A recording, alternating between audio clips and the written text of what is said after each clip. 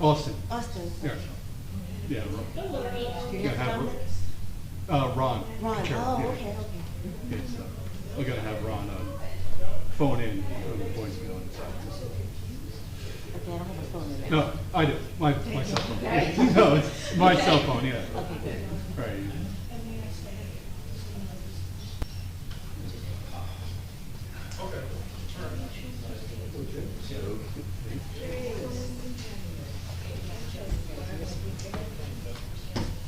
Wow.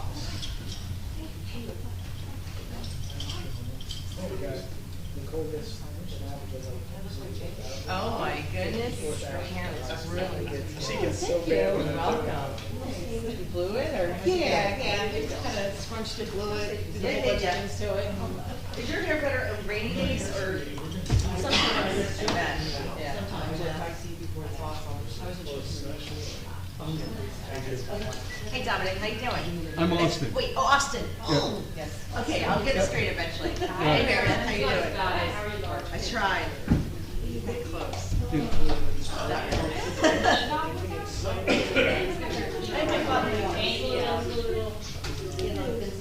This is him without his tooth. Try to prep in advance and it's some games, but on a normal day. Thank you.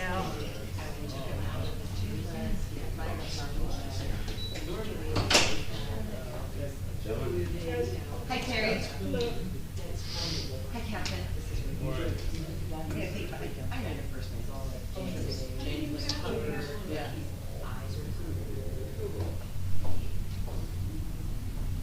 Did your mom call you James sometime? No, she told me to. Oh, she does. Okay. I'm trying to think when she gives, she was giving me. Thank you. Right, usually it's like, but usually James. Jimmy. Yes, how are you? Jimmy. Hey, Shannon, how are you? Doing well,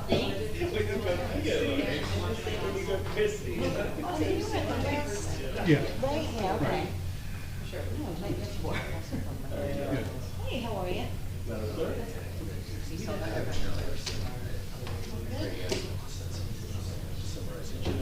Okay, I'll let you know too. I keep saying we're gonna be doing one of these meetings on Facebook, and everyone will be having the hair going in all different directions.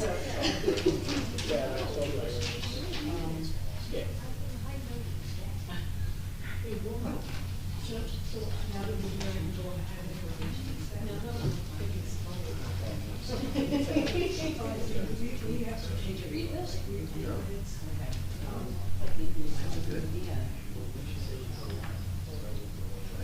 So everybody got a new agenda, okay, because there were a few typos that I had. Oh. Okay. Did you change the minutes at all? I did not, because I didn't get, I only heard from one person, so. Oh, okay. I didn't know how you wanted to work that. I really didn't know if I was supposed to, so. I guess we should all respond. Yeah. Well, just respond. Okay.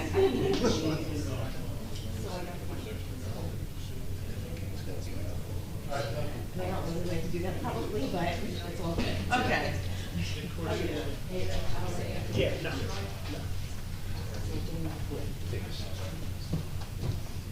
Good evening. No.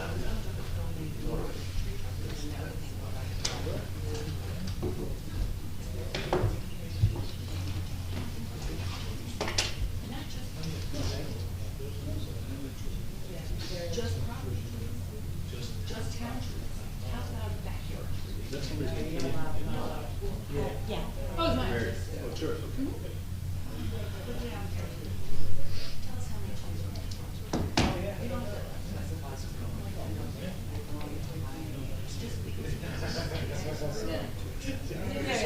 Yeah. I know.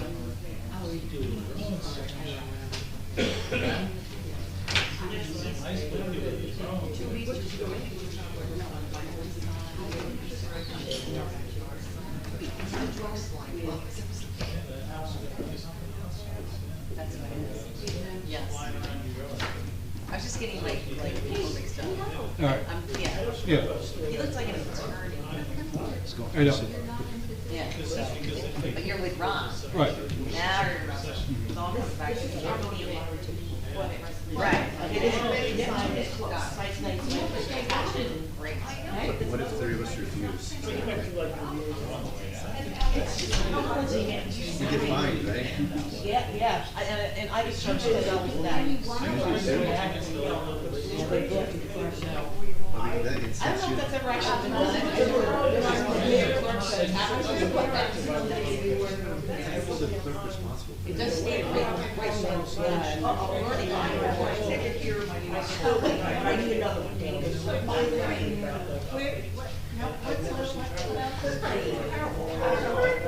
Nice, thank you. Yeah, it's quiet. Sometimes quiet is perfect. You know? Yeah, there was my soda there. They have soda and, Sorry. Which book?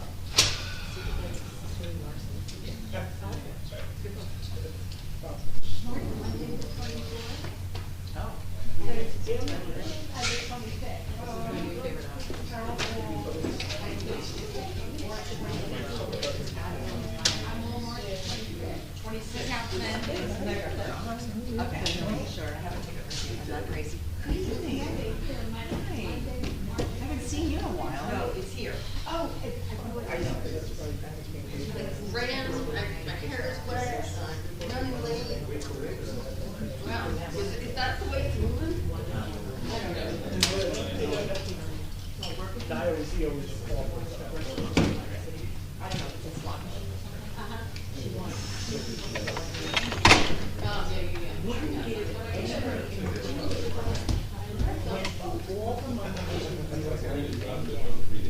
yeah. I didn't print it out. Yeah, okay, yep, I got it.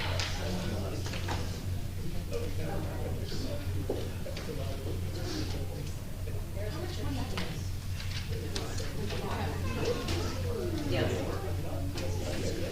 So, they're going to do this policy and a lot of them are not in place.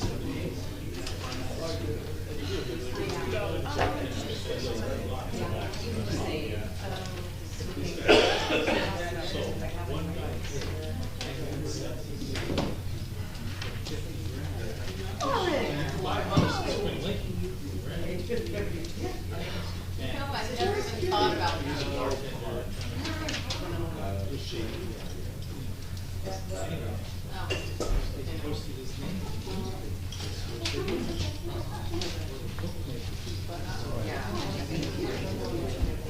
Eric, you ready?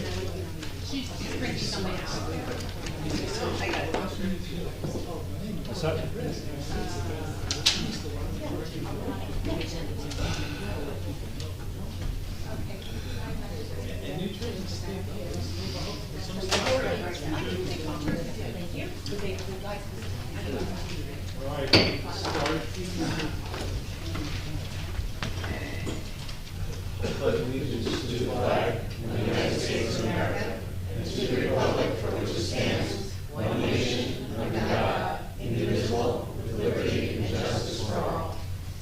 I wish to announce that the 48-hour notice is required under the Open Public Meetings Act was emailed to the Asbury Park Press, the Coast Guard, and the New Coaster on December the 7th of 2023. That a copy has been placed on the bulletin board in the borough office and that a copy has been filed with the borough clerk. As a courtesy to the public, this meeting may be attended via Zoom. If for any reason the Zoom portion of this meeting fails or is disconnected, the in-person meeting will continue and action can and will be taken. Mr. Noble? Here. Mr. Gutozzi? Here. Ms. Mahoney? Here. Mr. Weber? Mayor Fox? Here. Good evening, everybody. We are going to executive session in a minute, but before that, again, try to make my commercial announcement that although we should welcome disagreement because it helps us think through things differently, our voice should be a constructive one. We all want a brighter Valley Beach and ask you to join us in this journey, and I ask everyone to gauge their tone during going forward. We're all neighbors. Mr. Mayor, Yes. I'd like to add to that comment if I may. Sure. Okay. First of all, I'd like to thank everybody for being here. I like to hear from you. And I thank you for tuning in to, it's important. The governing body values your comments, your questions, your compliments, and yes, even your criticisms. Because that's our job. We serve you. You are our boss. You are our most valuable asset. And as the mayor states each meeting, voices should be constructive and we should all gauge our tone as we are all neighbors. But that needs to work both ways. At our last meeting, one of our governing body members muttered aloud, directed at a resident, "Sit down, asshole." That behavior is unacceptable. And I would like to recommend this person practice what they preach. Thank you. Thank you. Okay, we'll now go into executive session. Resolution 2024-73, retirement executive session to discuss personnel investigation and litigation matters.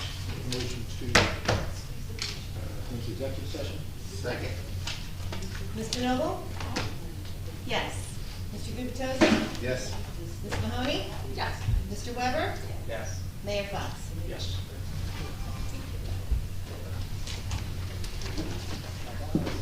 Austin. That's that.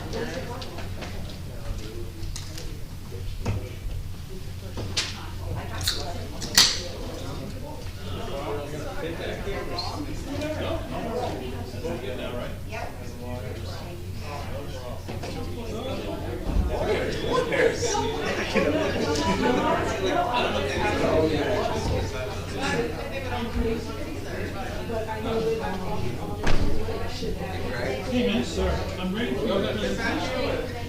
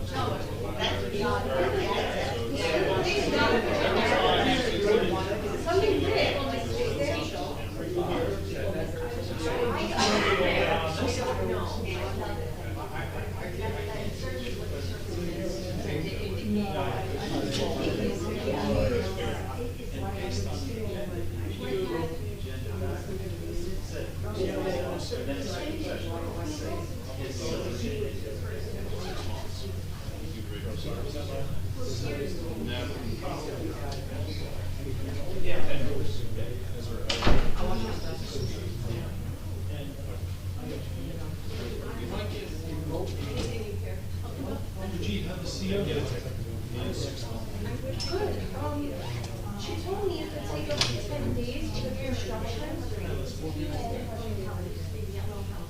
She told me it could take up to 10 days for the construction. She said to me today. I just made on it today. So now I'm doing the rental CO. Tomorrow I'm doing the letter inspection.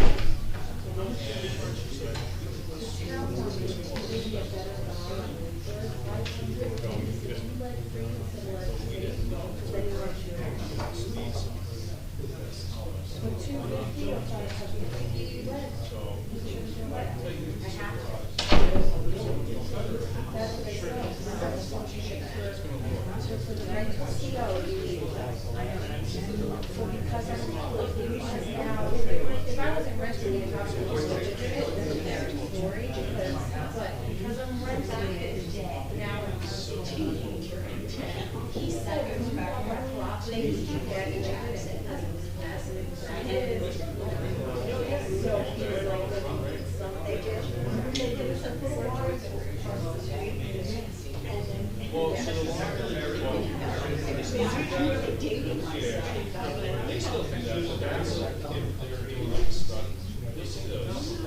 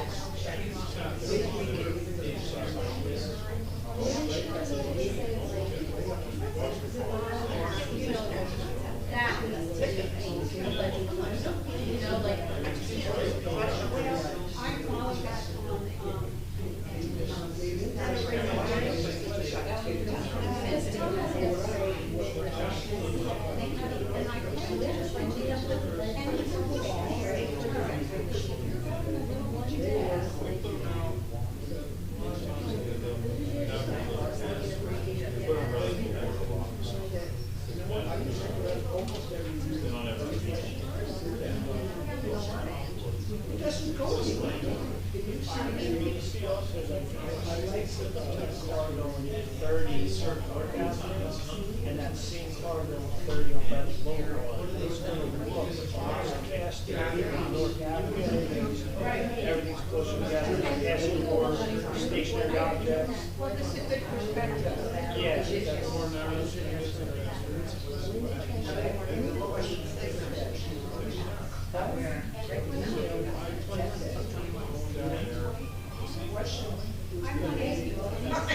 Too much.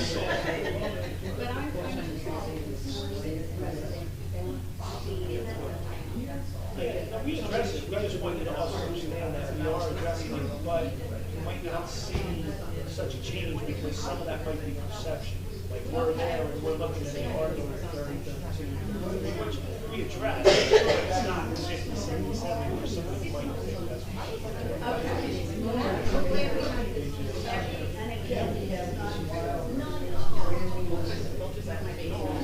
You ever see those officers sitting there?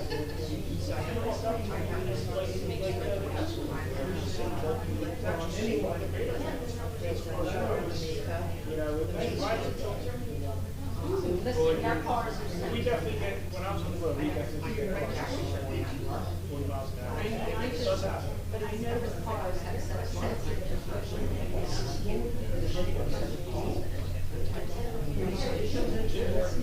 Yes, absolutely.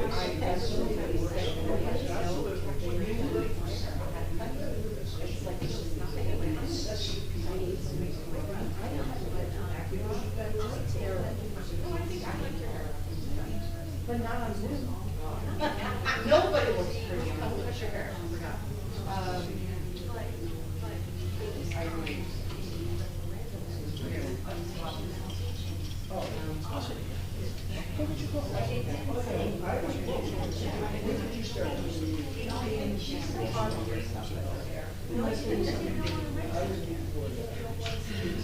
I mean, I don't know after the hospital what happened, you know, because I actually left. I was way out when that happened because I come back, I split my day, so I don't get any time right. I actually left at noon, so I could come back at 6 and finish out my day. But I don't think she was definitely needing a stitch or something because that, you know, yeah, and it was probably broken.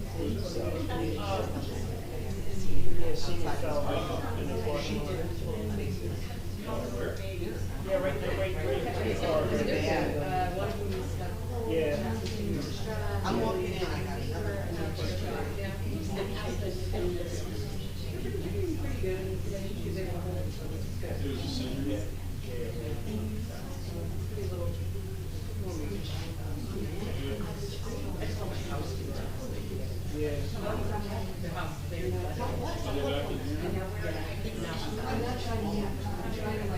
Yeah.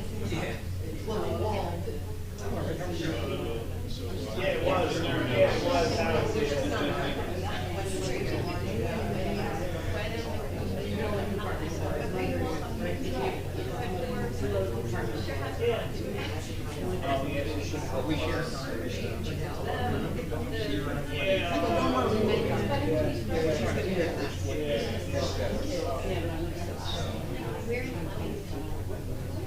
Well, we want our brain folks 3 days a week.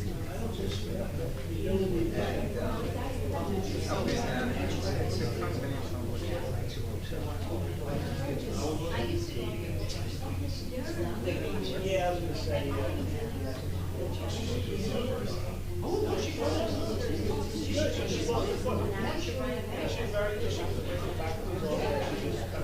They have had open shops there. And one of my wife was she was taking away that. that age of fall, you don't really. Yeah. Putting in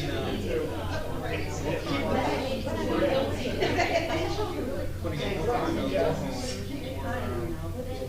homes, things, and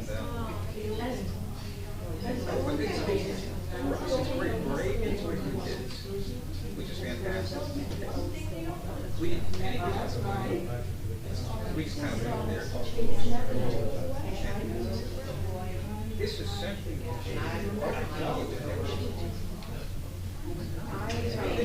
it's like everywhere. We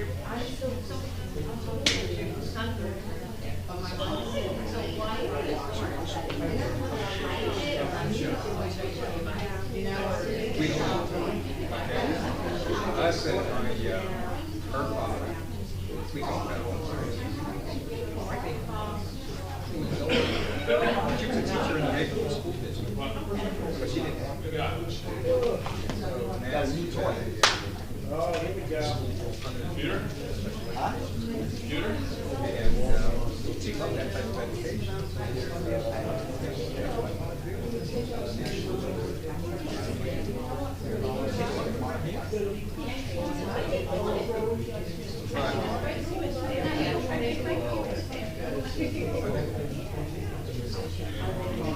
It's kind of like, and it's crazy.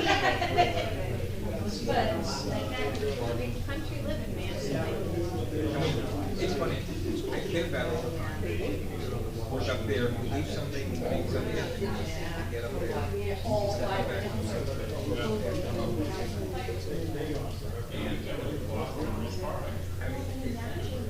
I can explain the difference. Nightmare right now too, it's crazy. And they're large house. So it's And it's kind of like, I gotta remember where I'm at. like a wall, you take a wall, because they're But it's large. really a nice place, and I mean, it's a totally different set of living in there. I mean, everything is farmland. And there's still a lot of farmland up there. And our kid, my son, I don't understand. Anytime I needed, anytime I needed help, going out. I didn't answer. Well, I know when you ask me, where am I going?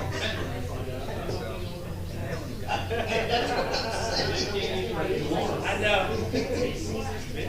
It wasn't home.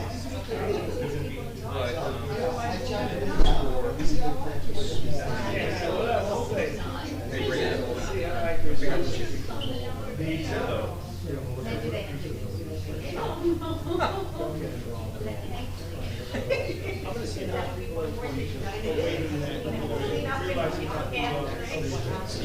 So, both me and his mom, we both had tractors. Down here, find the tractor, right? I gotta look at it. Somehow it was like, and I gave him a tractor, which like, that's it. And Chris had a tractor. He gave him a tractor. Thanks, Chris. Before I know it, he's paying how different it is. 3 acres.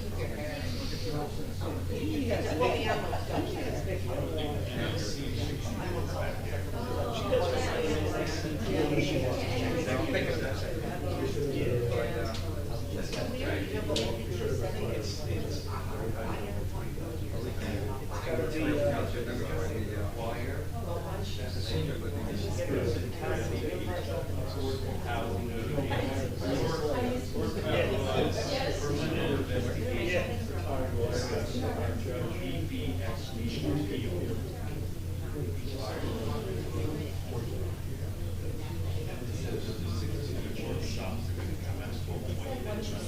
I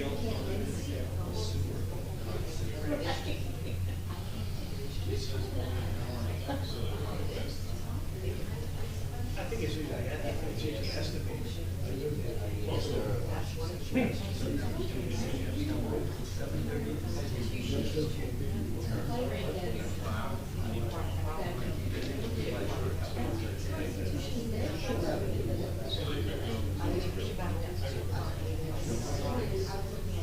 He was gonna give the big difference, well, at some point.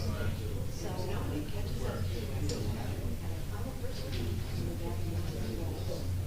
that is the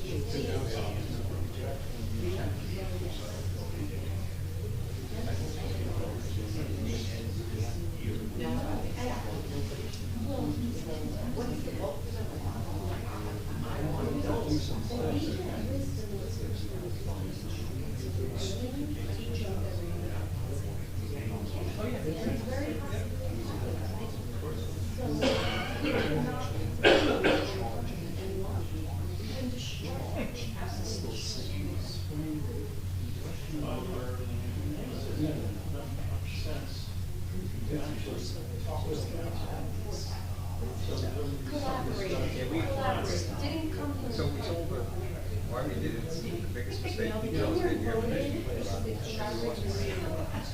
we moved it. At the same time, we moved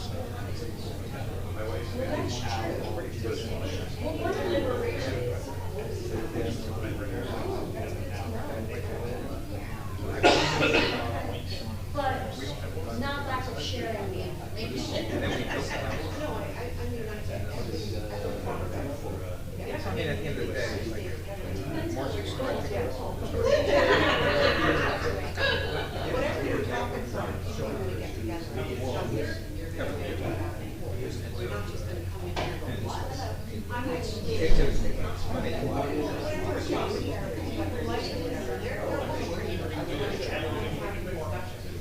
I started to read the ordinance and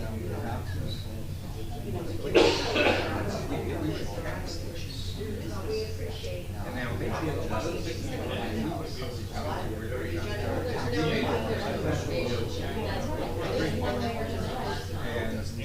our taxes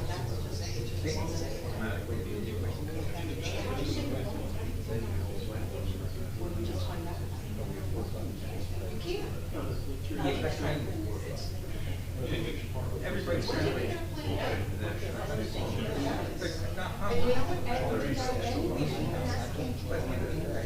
What they're trying to do is just trying to. And so right now,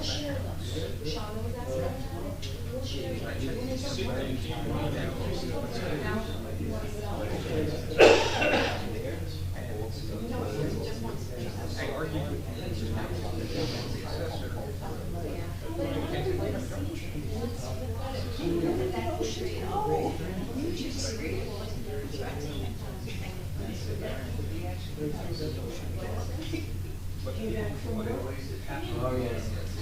And it was like,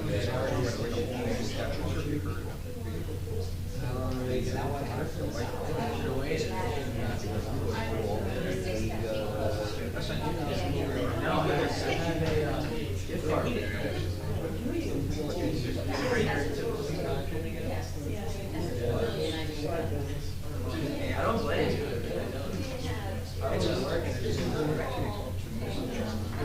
Right.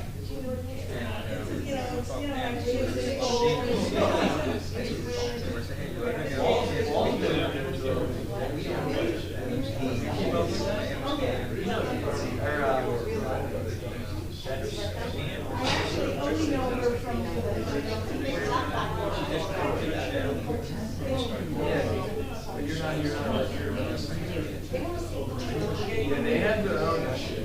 Yes, we do.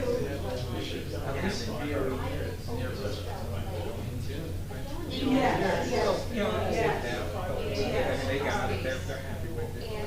So they have to.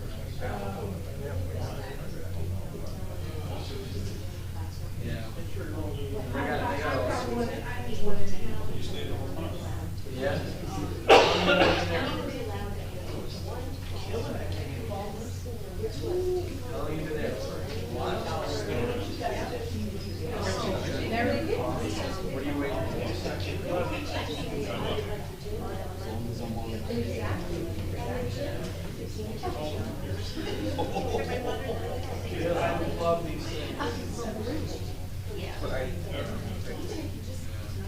bad thing is.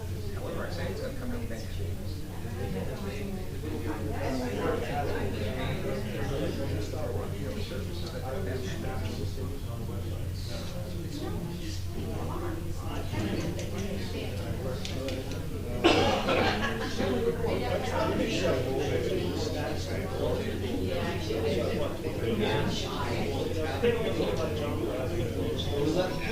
I'm not getting them all.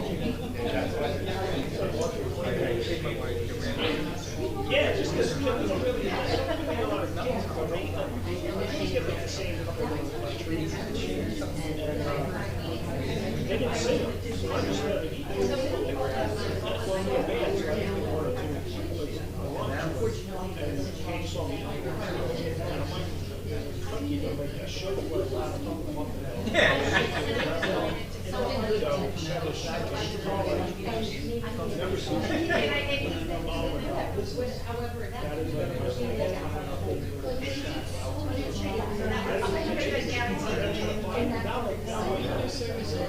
Son is step my old man.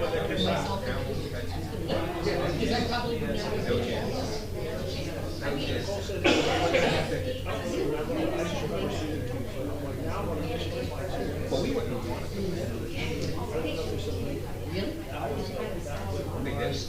We would, we talked about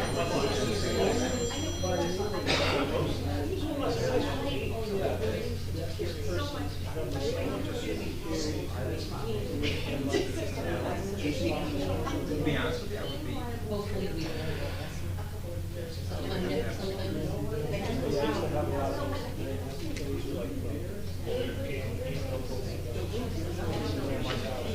New Jersey, they changed it.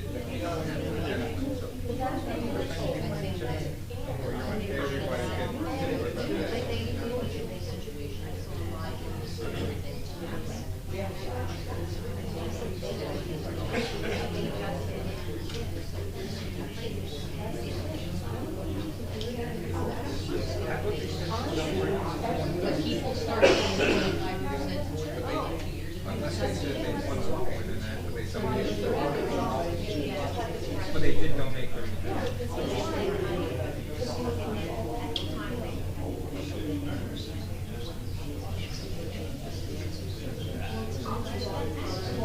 So they announced this quickly.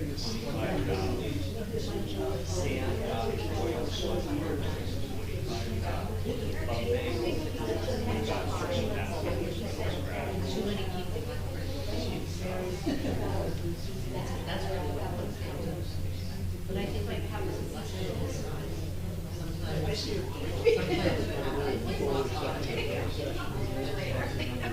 But you can look at it this way. This is something you don't have to worry about. You worry about.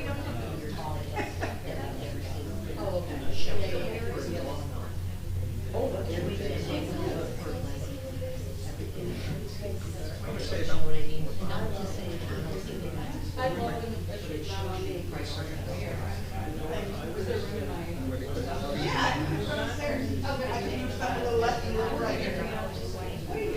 That's the one I don't know. I mean, we just. Oh, it's the shirt. Well, thank you. This way I can say that. No, I need that. No, I'm up here. Yeah. Where am I sitting? Stan's here.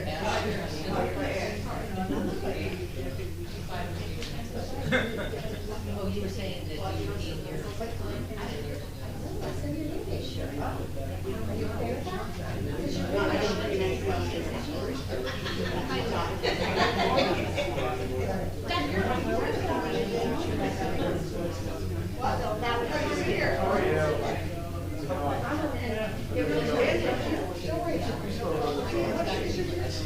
Again, I just met them.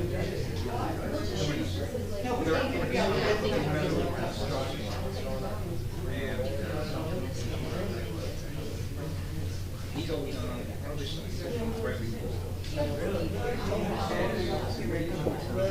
The outside. Two horses, 3 yours.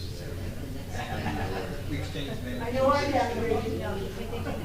But we have a deadline that we have to order for next year. That has to be addressed. Smaller, Right. smaller, Willy-nilly, you can afford stuff. And we have to do our work, we have to work hard in order to figure out what's the best solution. So that coming next year, this mayor comes. I actually love how we're in the same situation, but it's like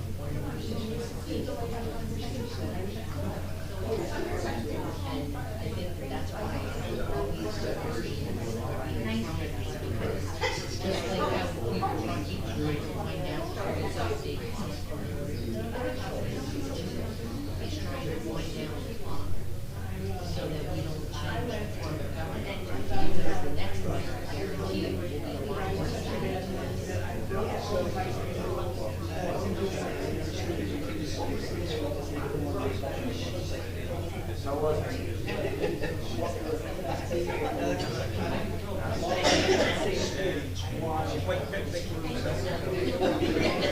Real-time demonstration.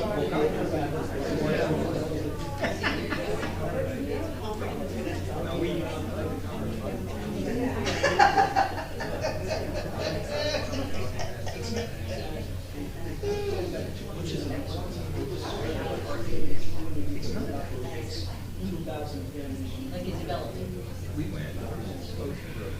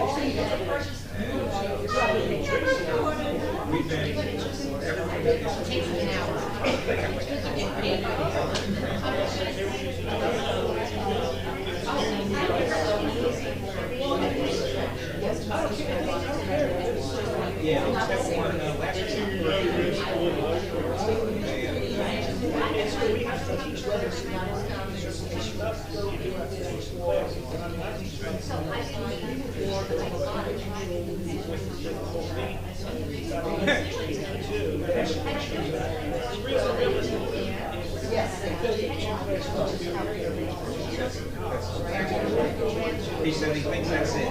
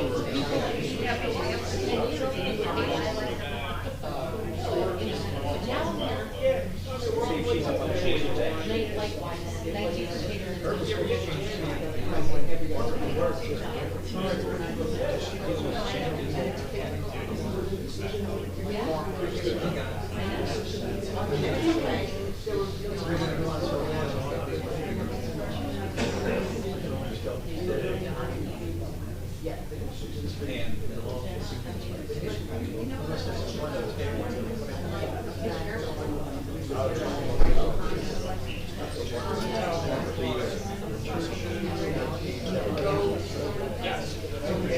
food, great food. That still is so.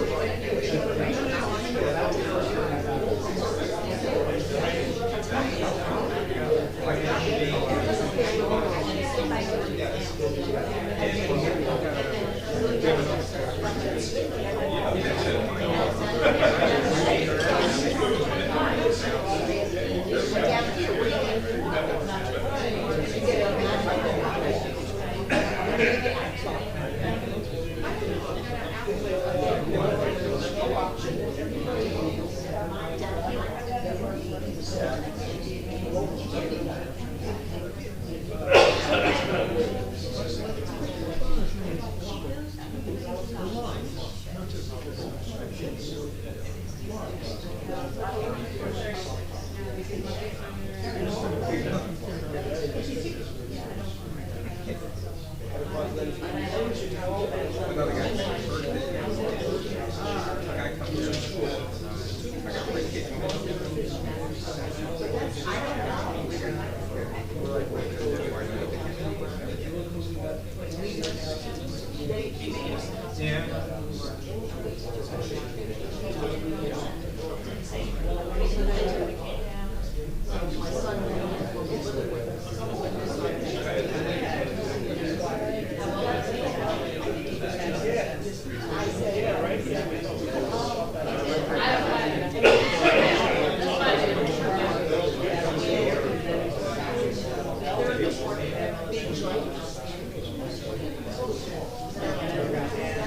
Yeah, I was gonna say is,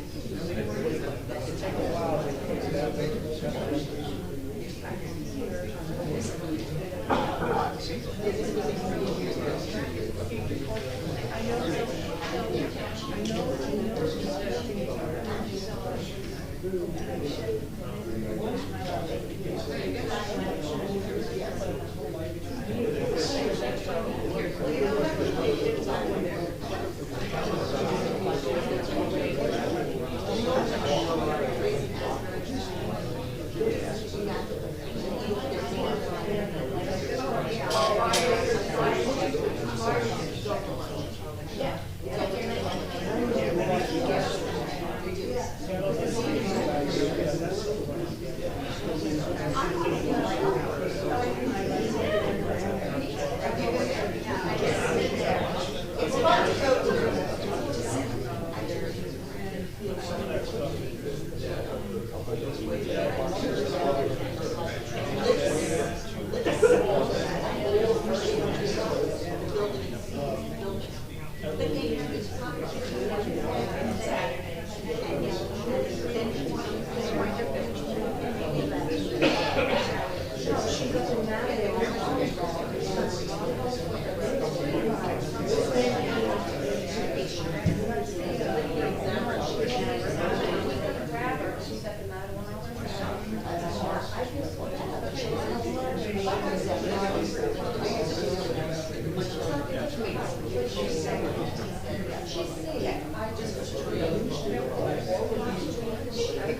And we were talking.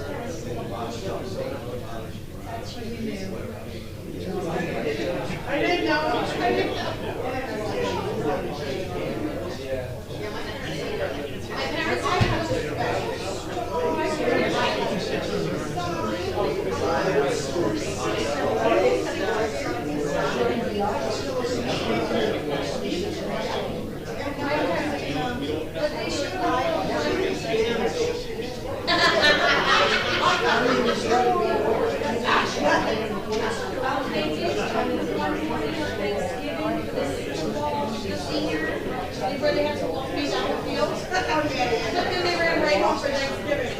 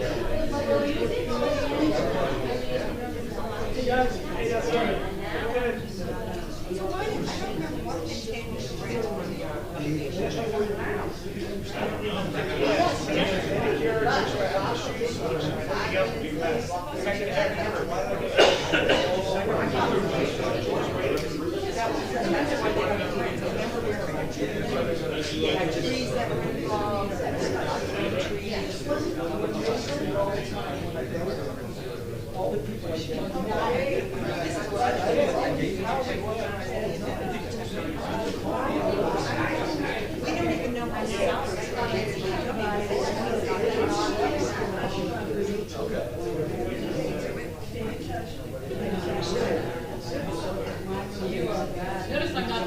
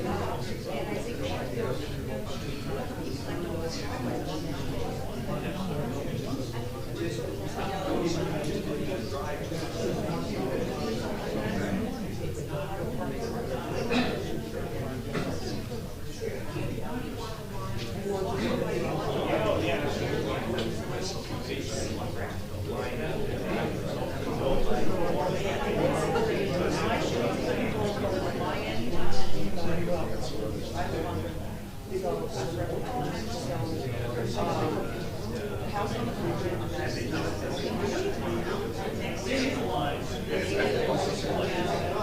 Summer, back in summer, she has one girl, the daughter's got a they have 4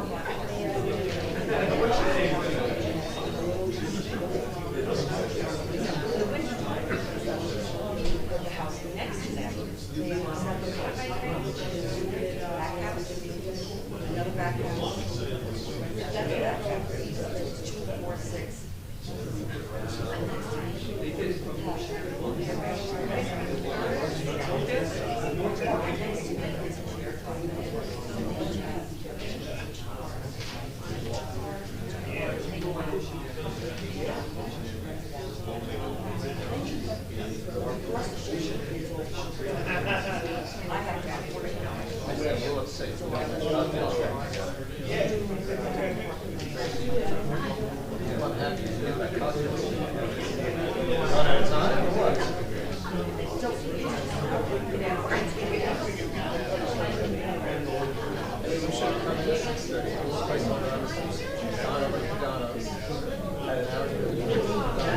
Nice to see some people. Nice to see some people.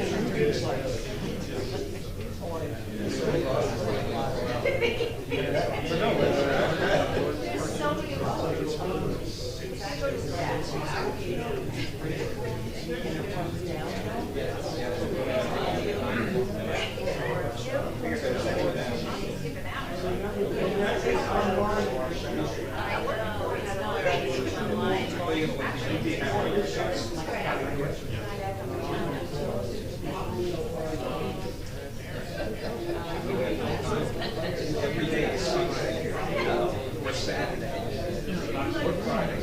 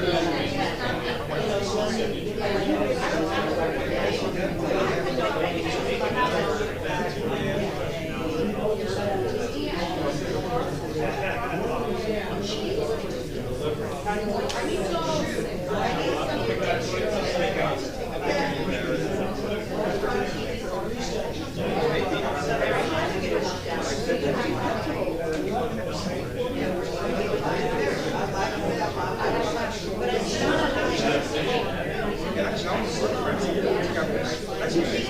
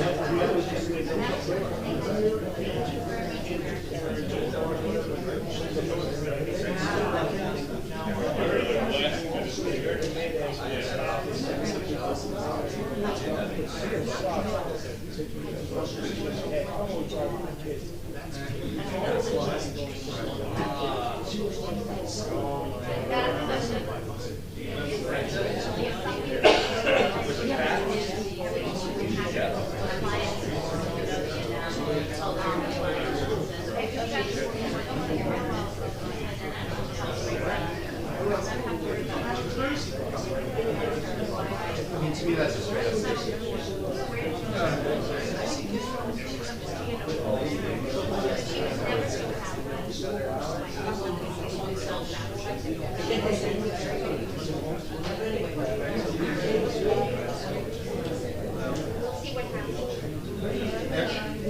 everybody thinks my own stuff makes sense to them. But he has to do warehouse. And whatever the rate is, they said,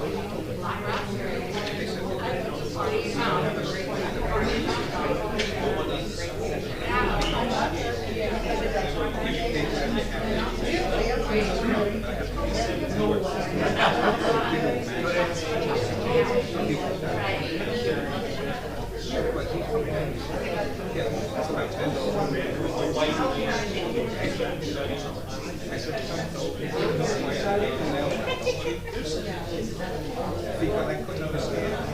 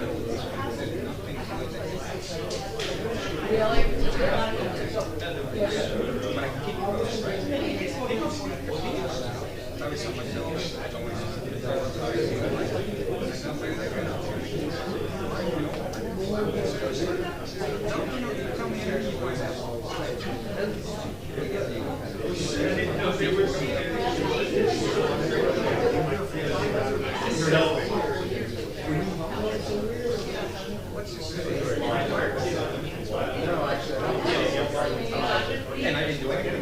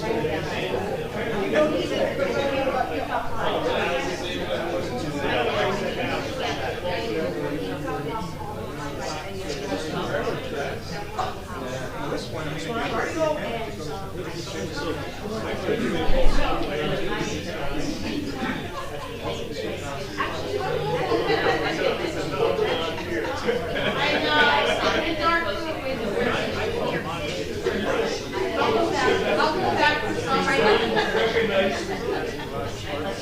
They said, His first chair school, and so they said, the teachers went. And so teachers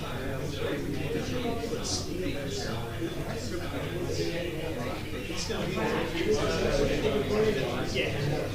So,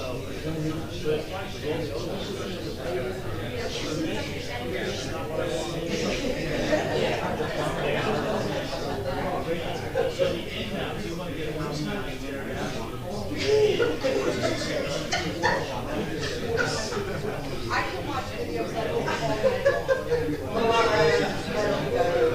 Oh, no. Can I tell you something?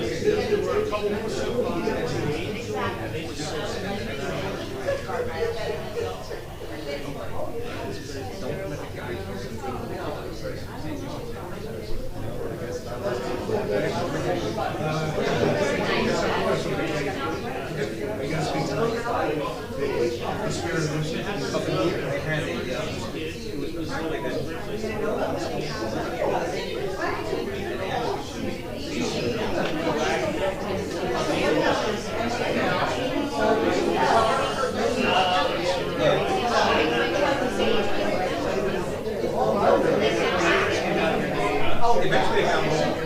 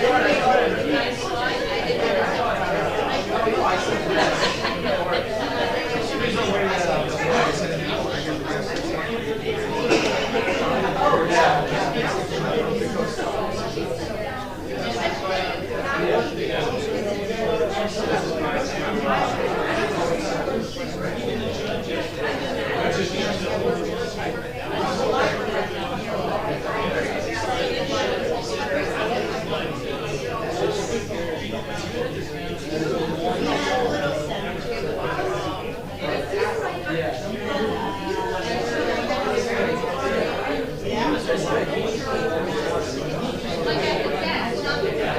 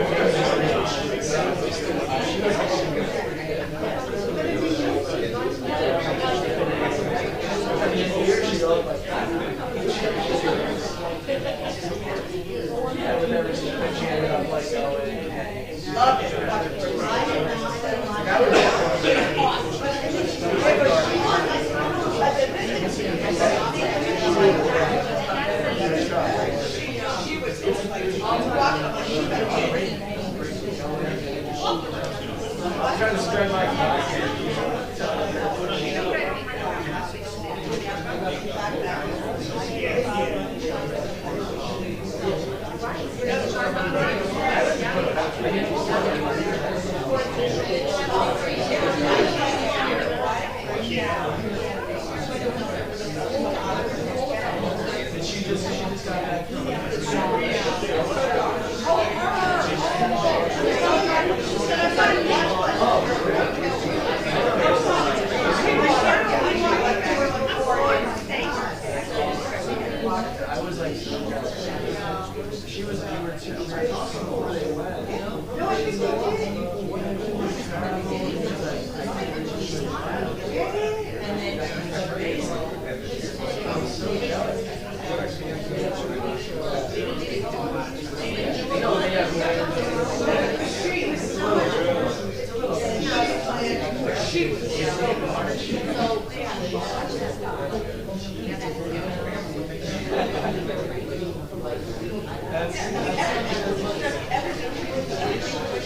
I did like a very.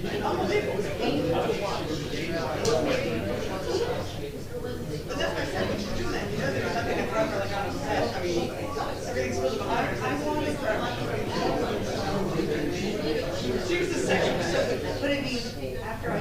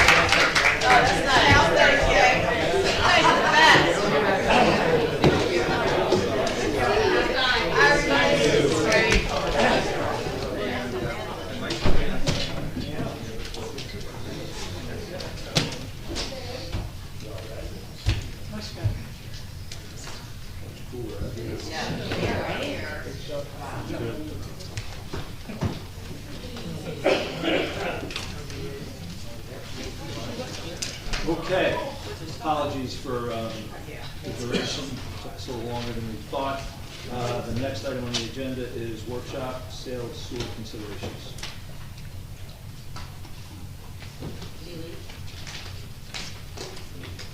Mr. Shishi is back.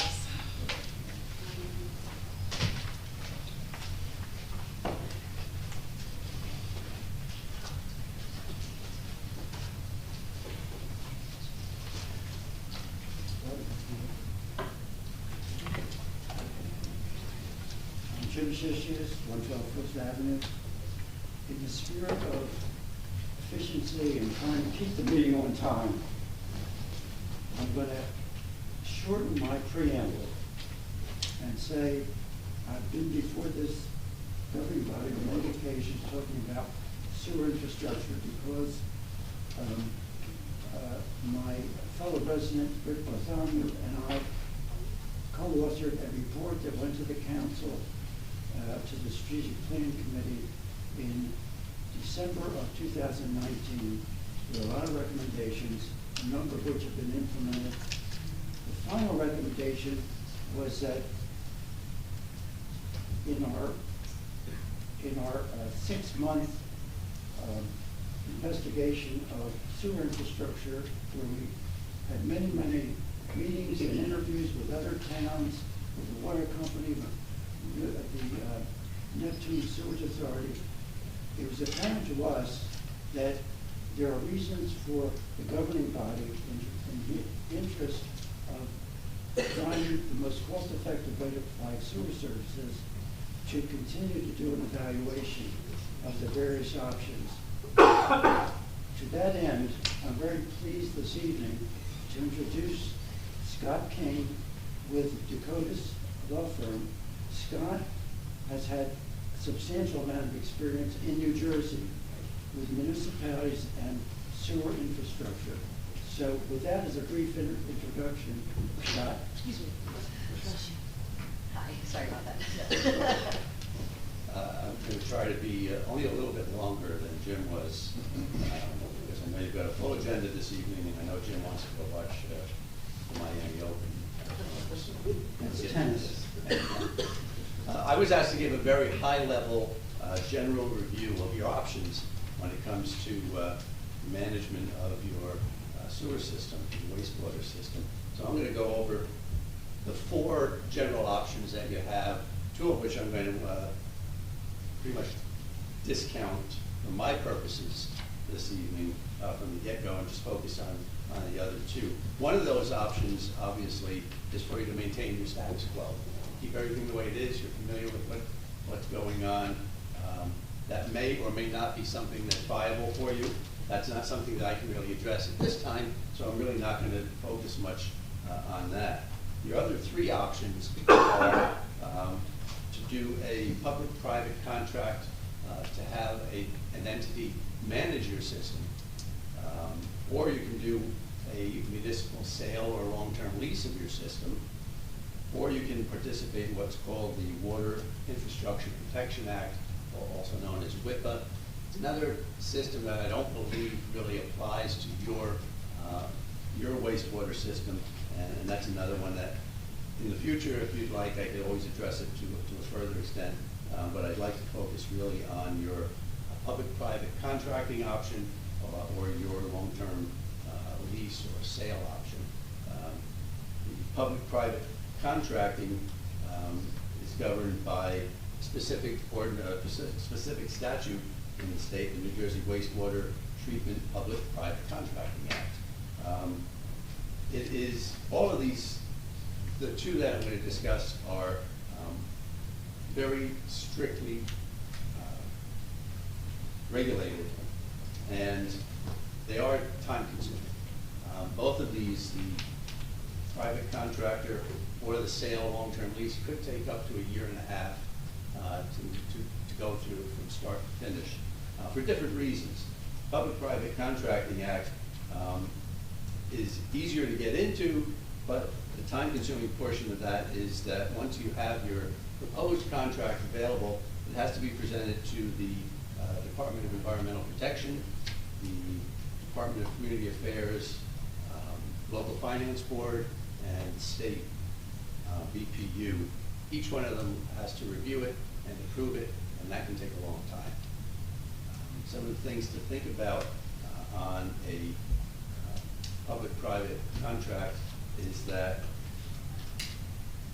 the system is still yours.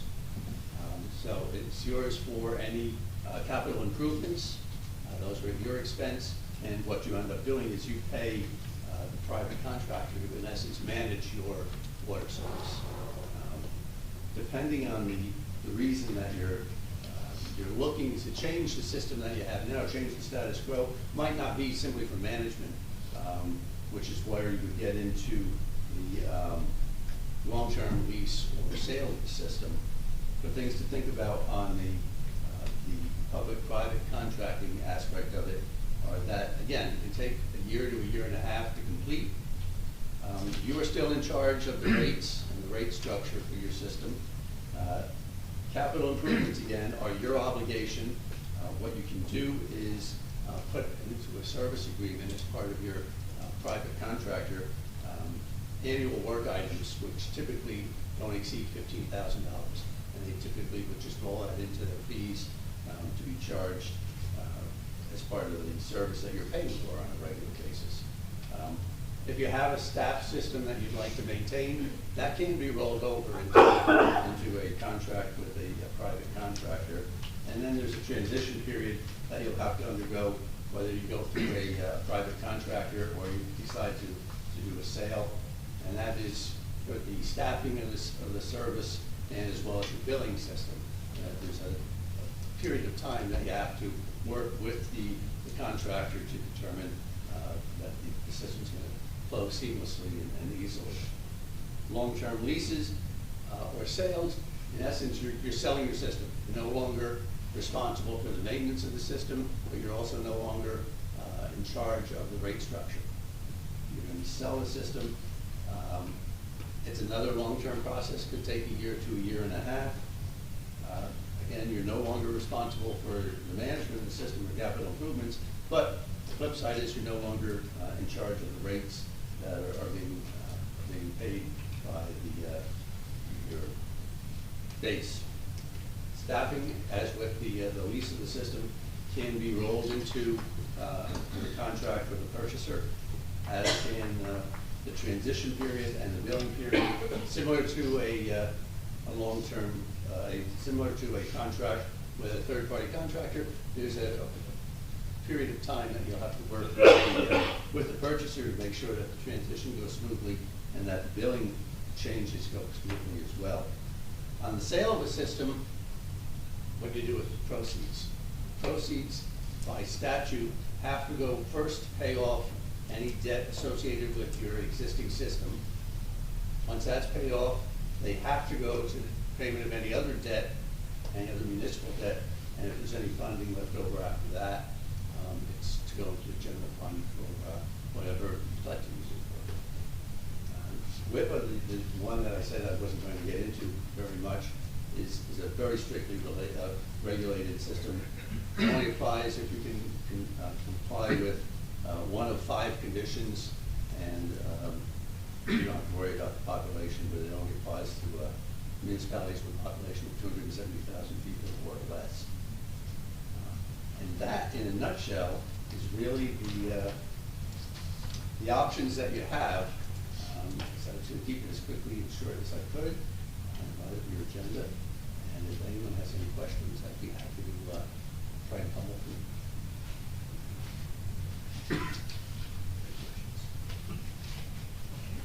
Yeah. Thank you very much just for joining us tonight, taking time out of your, I'm sure, very busy days. The reason this has come up, and Mr. Shishis has been great, along with his colleague and fellow resident, Rick Bartolome. As you mentioned, you started this question a long time ago for Bradley Beach, and you wouldn't necessarily know our specifics, but one of the reasons I think, at least I and I think others have at least wanted to understand the pros and cons.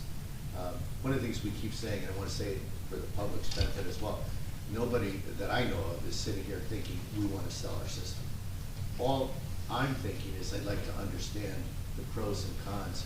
You know, what are the risks, what are the rewards? And when I think of what we've got today, I know we've got, you know, very old, 100-year-old terracotta infrastructure.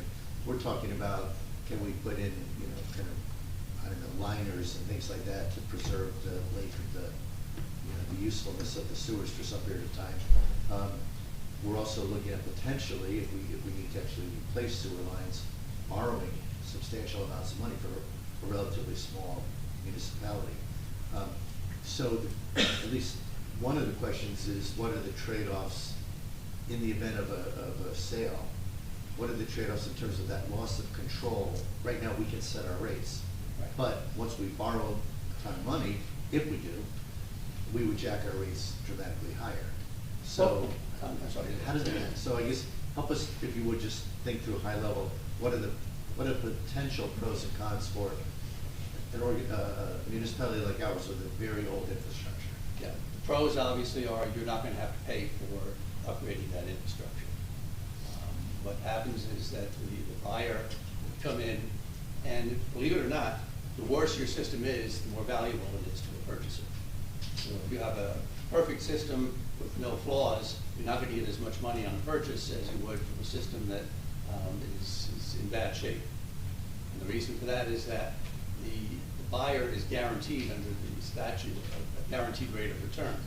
And that rate of return is going to be based on all of the other customers that buyer has throughout the state of New Jersey. So that's a major pro for a system that's at the end of its useful life or close to it. The biggest negative is that you lose control. You lose control over the rate system. Now, what you can do is, as part of your bidding process and the contract that you enter into with a purchaser, is you can lock in certain rates for a period of time. Now, rates aren't going to go through the roof because regardless of who operates the system, rates are governed by the state statute and the Board of Public Utilities.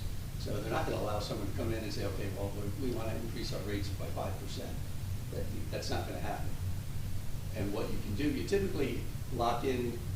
Now, the one that we just finished has a 0% increase for the first 2 years after the closing, and then I believe it's 2, 3, and 4% after that.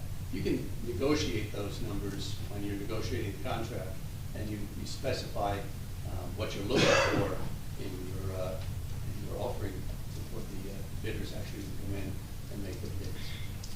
So those are the two biggest ones. You lose control of the system, but you're also dating the repairs and costs for the infrastructure that you would otherwise have to pay yourself. And can you give us a sense of the world after a sale? And I guess, what elements would we, as a municipality, negotiate typically? So what I'm thinking, is there a purchase price? Do we receive X dollars? And two, you started to talk about the rates. There's some leveling of the rates for some period of time. Can you negotiate that? Yes. You will definitely get cash. And what your next step, when you get to the point where you're beyond just thinking about it, next step you're going to have to do is put together a team to actually evaluate your system and what it would be worth. And that team is typically an engineer, financial consultant, and an attorney. Could be your borough engineer, if you have a financial consultant or a financial advisor that currently works with the municipality, you can use that one, or you can enter into a contract with another. You really want a financial advisor that's familiar with this type of process, and not just a general financial advisor. So if you have one that you work with now for your bonding processes, that financial advisor might not be comfortable doing something like this, in which case you'd have to enter into a contract with a financial advisor that is familiar with this type of a transaction. And that group would then come back to you with numbers.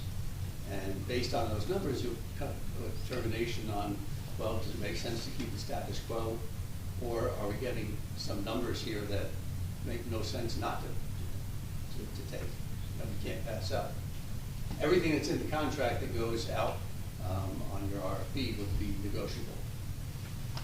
So, you're going to know what the system is worth. You're going to know what kind of responses you get from whoever bids on the program, and you're going to be able to negotiate before it even goes out that far as to what kind of term locks you're going to be looking for, what kinds of public properties are going to be included in those term locks, and then moving forward. But all that's negotiable as part of the transaction. When we go, should we go through a process like that, requesting bids, doing some, with the team, doing evaluations of the pros and cons for us, ultimately, who makes the decision? Is this something that goes to a public referendum, or how does that work? A sale has to go through a public referendum, which is part of the reason that it takes as long as it does. And it's one of the bookends of the timing, because in order for it to be on a referendum, for example, for this year, it has to go to the county 3 months in advance to be approved. And that's, you're getting on a really tight time frame to do that. So it might make more sense to determine what it is you want to do, start it off slowly, and then plan on having it go through a referendum for 2025. And You'd really be squeezing a lot of work into a short period of time to get it into the state. And all the more, I presume there's a very formal process to go through that referendum. Yes. So, my last question, just based on your personal experience or what you've learned from being in the industry, can you just describe to us what might be an example of a successful sale that you've heard of, and what might be an example of, you don't have to name names, but just the scenario of what might have been viewed as by residents as not a successful sale, something that could go wrong? Well, I can really only speak for the transactions that we've handled in my office, and I'm not aware at this point of any, and this goes back to maybe 2015, 2016, I'm not aware of any where we've gotten any negative feedback after the transactions have occurred. The planning is where it's the most important. And when you get through that planning, you'll know what you want to do, and then you'll just go through the process. But the most important part is the very beginning. You're planning on which option do I want to take, and what are the values to the municipality for each option. I know that was my last question, but one more.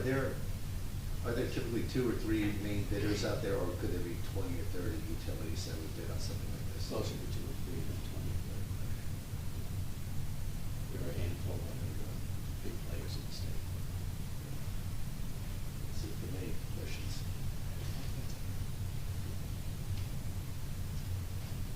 Good. Thank you very much. Thank you very much. Thank you very much. Jim, thank you too.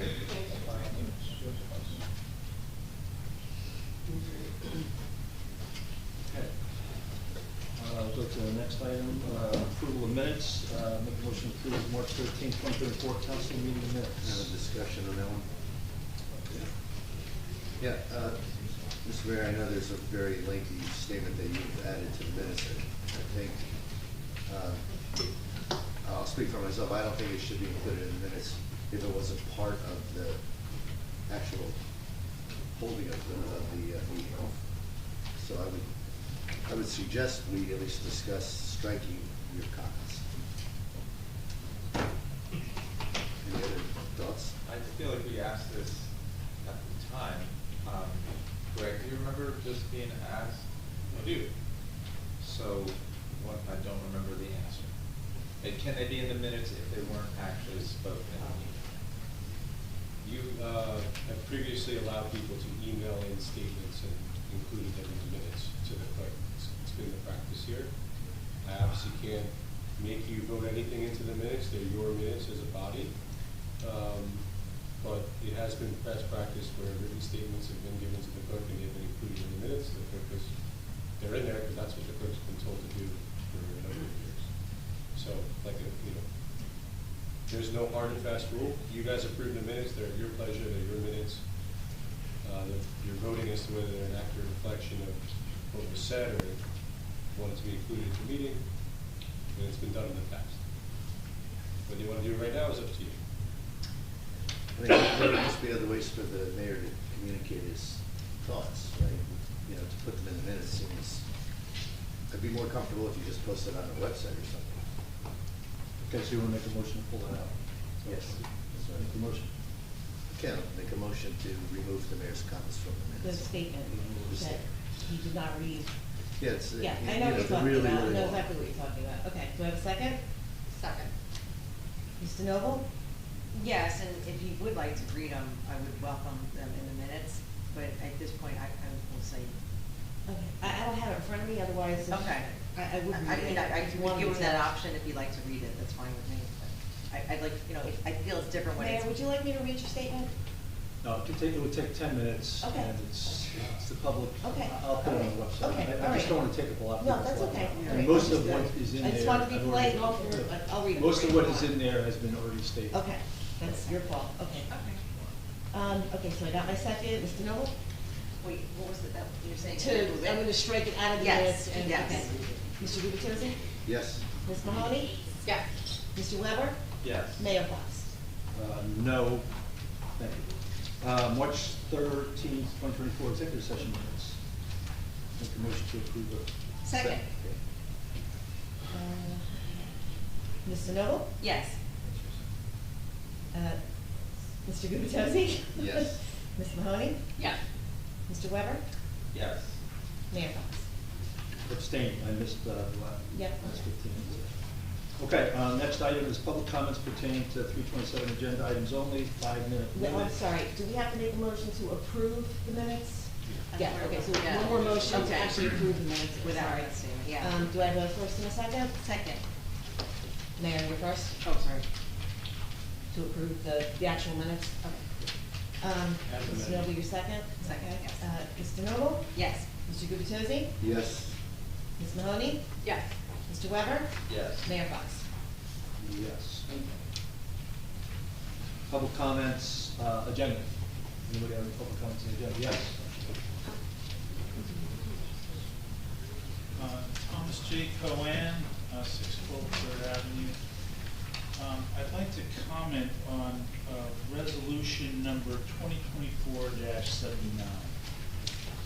The way that reads is very disturbing to me because I've never seen a resolution that basically threatens the council that's going to vote on it. You included statute 52:27 BB-52, which says, a local officer or member of local governing body who after the date fixed for compliance fails or refuses to obey an order of the director of local government services under the provision of this article shall be guilty of a misdemeanor upon conviction and may be fined not more than $1,000 or imprisoned for not more than 1 year or both, in addition to the forfeiture of office. I've never seen that in a resolution. But what I'd like to share with you, Mr. Cannon and the council, is this is the model resolution that is presented by the DCA, which does not use this harsh language, essentially threatening the council to vote yes on this audit. This makes no sense to me, and I find it to be a horrible technique. Now, I think the mayor should really focus on statute 52:27 BB-51, which says the officer of a municipality or county who is charged with duties pertaining to fiscal administration shall keep accounts in order, in other respects, perform his duties in accordance with the regulations by this board. An officer who willfully violates this section shall be guilty of the misdemeanor and the $1,000 fine and imprisonment and loss of office. That's the one that you should really focus on, because this audit is so late, and I can't wait to read it. I'm looking forward to it, but it was due September 30th, and now it's March 27th, and we're getting it. I'm sorry, September 30th, 2023. Now, I would hope that you council folks, since you haven't seen the budget yet, would not approve any budget until you have the 2023 audit, which should be due by June 30th. So I appreciate the opportunity to make those statements. Thank you. Thank you. Anybody else? Yes. Eileen Shishias, 112 4th Avenue. I noticed that our acting borough administrator has left. I don't understand why, but I'm hoping somebody's going to be able to answer my questions accurately regarding the bills list. The manual checks and wires, the New Jersey Department of Labor and Workforce Development, that bill was for $23,967.61. Could someone please explain this expense? I can't, but I will get back to you with what it is. Well, who can? We will get back to you. Well, I noticed that you said you would get back to me when the last time I asked questions, and I still haven't heard from you. So now how do I know I'm going to get these answers? Get the answer. Okay, well, Ms. DeMarco was here. Would I be able to get the answers? Do you have any other questions, Mr.? Yes, I have plenty of questions, but I'll answer my question. Can I ask you a question? Greg, is it possible that this workforce development, is that like unemployment? Do we pay them? Payroll taxes. I honestly don't know. Okay. Okay, well, it's $23,000 that the bill was paid, folks. U.S. Bank Operations Center, it's, what is this bill for? It's $1,384.99. Again, nobody knows. Page 3. On Nobody bills- here knows.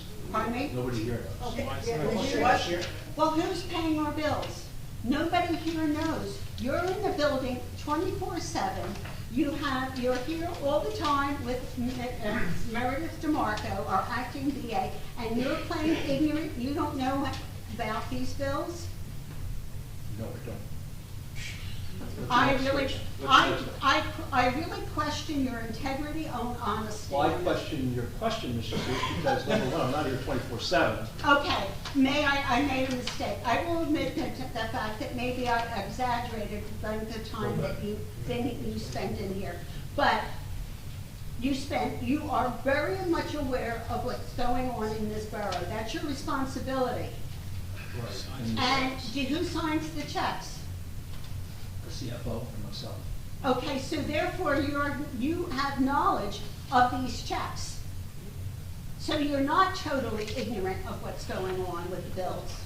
Okay, what's your next question, Mr. Stevens? You don't want to. Really? Okay, broadcast music. Events B, why are we licensing music? That's $435. No answer. Page 5, Clark, Payton, Hatton, and Hines, Fair Housing. Is this attorney for Fair Housing Council Center? That's $4,737, folks. Mr. Bernstein, and he was the UFCW 152 Employment Council. That bill was for $2,745. Is this the union negotiations? Yeah, I'm sure it is. Okay, you're sure, or it is, yes or no? I'm sure it is. Is it a yes or a no? I'm sure it is yes. Okay, thank you. Is there a cumulative amount we've already spent? Is this the accumulative amount that we've already spent? No, it's not. Since there's no contract? No, it's not. Okay, Oprah issues, Oprah Council. Mr. Bernstein was paid $4,260. Why are we continuing paying Mr. Bernstein when he keeps losing in court and we are losing to our own residents? That's $4,260 Mr. Bernstein got. Hillman Consultant, Ordinance 2021-25, various capital improvements. In this, is this a bill for the original work, or is this a bill for additional work? And I think that is for Biasio Center, and that is for, I think, mold remediation. That's on page 10 of the bill list, for any of you who have it. Again, another bill for mold list. Is this additional, or is this something that's been ongoing? I'd like to know how much the whole repair work and the whole cost of that building cost us, the taxpayers. Can we please get that number? One more, beachfront repairs, building maintenance, $403 for the shower repairs. When on earth are we, residents of this town, going to get decent showers on our beach? These are post-World War II showers. They're nothing but metal pipes sticking out of the ground. They've been that way since I've been a little girl on the beach at my grandfather's restaurant on 4th and Ocean Avenue. That water fountain on 4th Avenue has been there since my grandfather had the concession on that restaurant. Okay, thank you, Mr. Chris. One more. No, you're over your time. Well, you've used a lot of my time. Well, I haven't, I'm sorry. Oh, and I'm glad to see that you got paid this month. Folks, Next, please.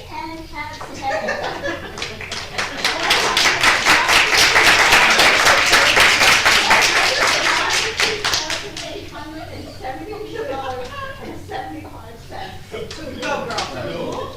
And nobody can answer where and how. Don't just sign. You just blindly sign. That's the bread is each way. Thanks, things don't change. Nancy Meadow, Ocean Park condominiums.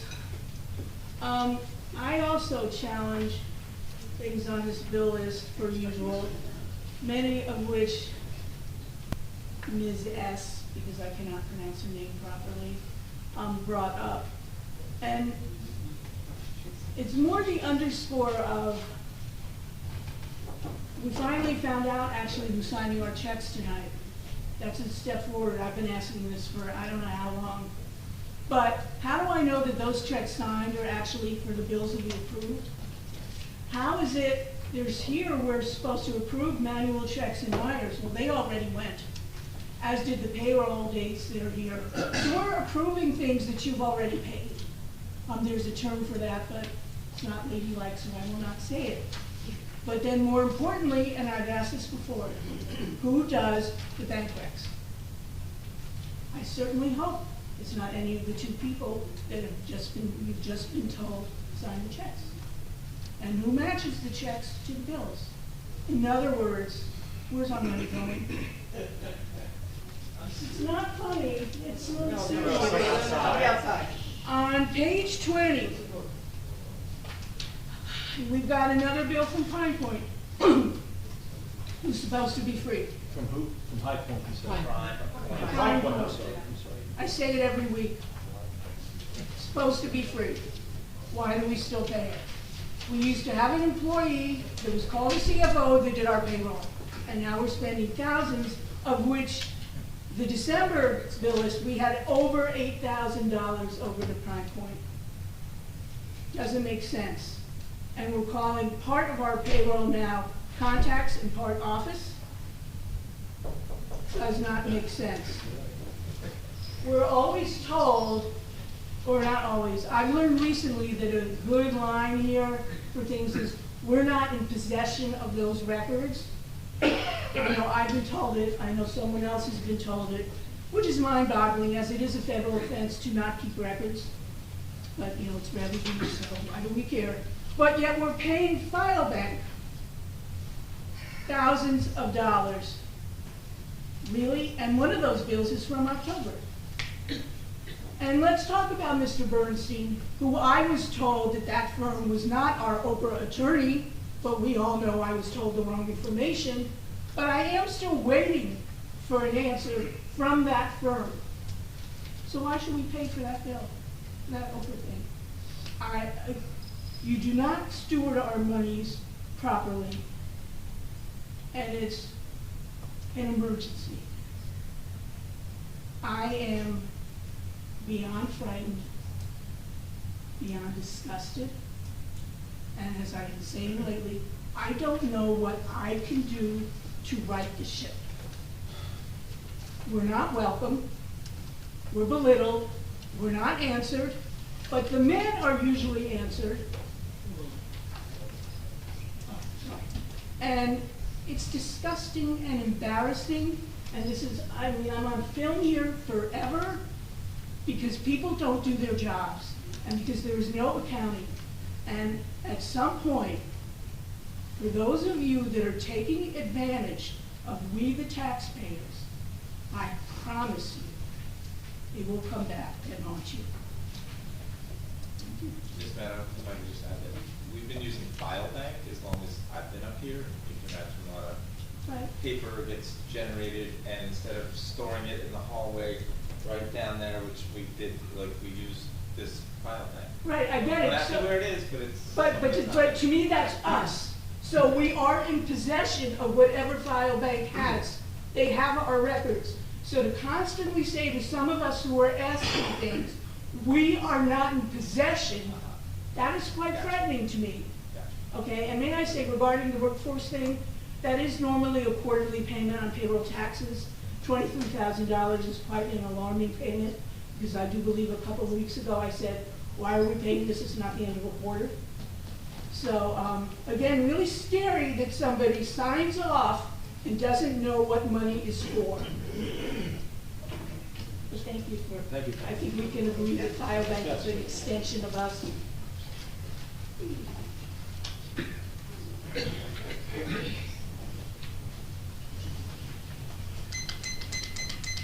Shauna Greenblatt, Jana, 414 Monmouth Avenue. I'd like to address the 319 Lorraine property. Last fall, there was a workshop where consensus was reached to have the borough go ahead and sell the parcel with 4 deeded conforming subdivided lots. There was consideration to put the onus on the buyer to demolish the structure with the caveat that elements deemed historically significant and worthy of resale be pulled for the borough. I recall a lengthy presentation by an antiques representative who deals in resale of artifacts and the suggestion that there is a market for some of the elements contained within the church structure. Later in the fall, and out of the blue, a proposal by the mayor was made to include an affordable housing plot on this site, with Habitat for Humanity as the target investor. As I recall, there was a great deal of concern expressed about this, and it seemingly went nowhere. Concerned that this asset has dragged out, I have publicly asked in 3 recent council meetings about the Lorraine property, and told each time by the mayor and BA that the borough was working with an engineer to prepare an RFP, no other details. So tonight we have a resolution, not an RFP. My question, is this resolution the context for an RFP? Do the bids come in with no RFP? Resolution 2024-82 challenges my understanding. It makes no mention of the historically significant assets and their preservation. Further, I'm stumped at a decision to go forward with affordable housing on this property for a couple of reasons. Number one, it does not align with the single-family housing stock within the neighborhood. And number two, it assumes a shortfall on the sale for option A, which requires 1/4 of the overall plot to be designated at below market rate. And further, how does this square with the lack of affordable housing requirement for developers on properties such as 301 Main, the Auto Tech site, and the multi-unit rental building west of Borough Hall? Why does the borough take the financial hit with no responsibility seemingly on developers? Now to the resolution. It says, the Land Use Board of the borough retains authority in the areas of subdivision review and approval, site plan review and approval, and the issuance of variances. The property is located in an R1 single-family zone. Now, the land use board members are appointed by the mayor, and it is noticeable that residents with different viewpoints never seem to get appointed to the board. The resolution goes on to say, the invitation to bid shall require each bidder to submit one bid under each option A with restrictions and option B free of restrictions. Both options A and B have the same minimum bid price of $2,718,100. So my questions, what is the incentive for a developer to bid above the minimum for option A, which assumes a lower profit margin on an affordable housing lot? And two, why two variable options? What is the thinking behind structuring it this way? I'll go on, and then I'm going to share this. My questions regarding option A, has it been determined who will own and manage the affordable housing lot? Is it Habitat for Humanity? Number two, will variances be required for the 2-unit building? Remember, it's in an R1 single-family zone in option A and put in place by the Borough and Land Use Board. And number three, I do not recall an affordable dwelling 2-unit structure in CME Associates subdivision document. Can you share this with the public? The resolution goes on to say, the municipality may elect or reject either or both options and the highest bid for each. Such acceptance or rejection shall be made no later than at the second regular meeting of the governing body following the sale. And if the governing body shall not so accept such highest bid or reject all bids, said bids shall be deemed to have been rejected. My questions, so who determines the winning bid? The municipality or the governing body? And if not approved by the governing body, how does the sale proceed? Are there second and third choices? I know I asked a lot of questions here, so I've made copies to distribute to all of you so you can answer in an email. Please respond to all of the questions. Okay, thank you. Can I share this with you to share? I have 7 copies. Send me that in email. Yes. Can you sit in front of me? Of course. And I have a hard copy Yes, for thank you. everybody. Yep. Okay, Julie Natalia, 605 Monarch Avenue. I'm just going to keep this short and sweet. Please vote no on passing the bills list. That is there is no accountability. This is blatant disregard for financial responsibility, and we have to start saying no. We have no idea where our money is going, what is being paid and what is not being paid. And the fact that our acting VA is once again not here to answer questions, there is no reason for the council to approve this. It is time to start saying no. This Mayor Fox, and you are bankrupting our town. It's time to stop the madness. Thank you. Thank you. Yes. Beth Kepler, 504 Central Avenue here in Bradley Beach. I also asked this council to vote no on the bills list. I think that it's inexcusable. I mean, I don't know what other job in the private sector that people would be able to be newly hired, such as the acting borough administrator, Ms. DeMarco, where there would be so many absences, and she's, you know, first it was the eye thing, then there was a death, then there was the flu, and I don't know how many, I mean, I think I'm missing 1 or 2 other instances, and she was here tonight. We still have not had an answer from the mayor as to where she went. She was just here and then she vanished, and conveniently when it came time to start answering questions about our money.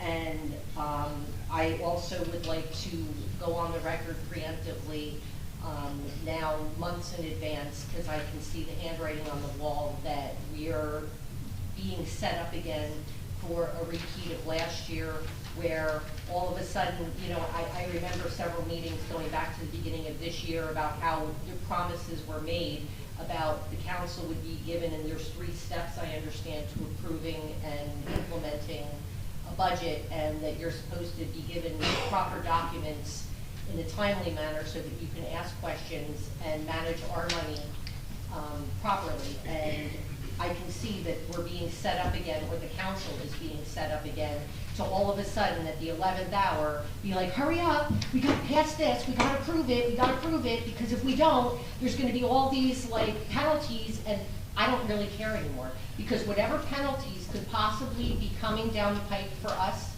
couldn't be any worse than giving this creature standing in front of me a blank check to just write. I have to say, as much as I really support the council, I am very disappointed about what happened a few meetings ago in regard to the 11.5 blank check, that $1 million that was given to them, given to the criminal network that's at play in our borough.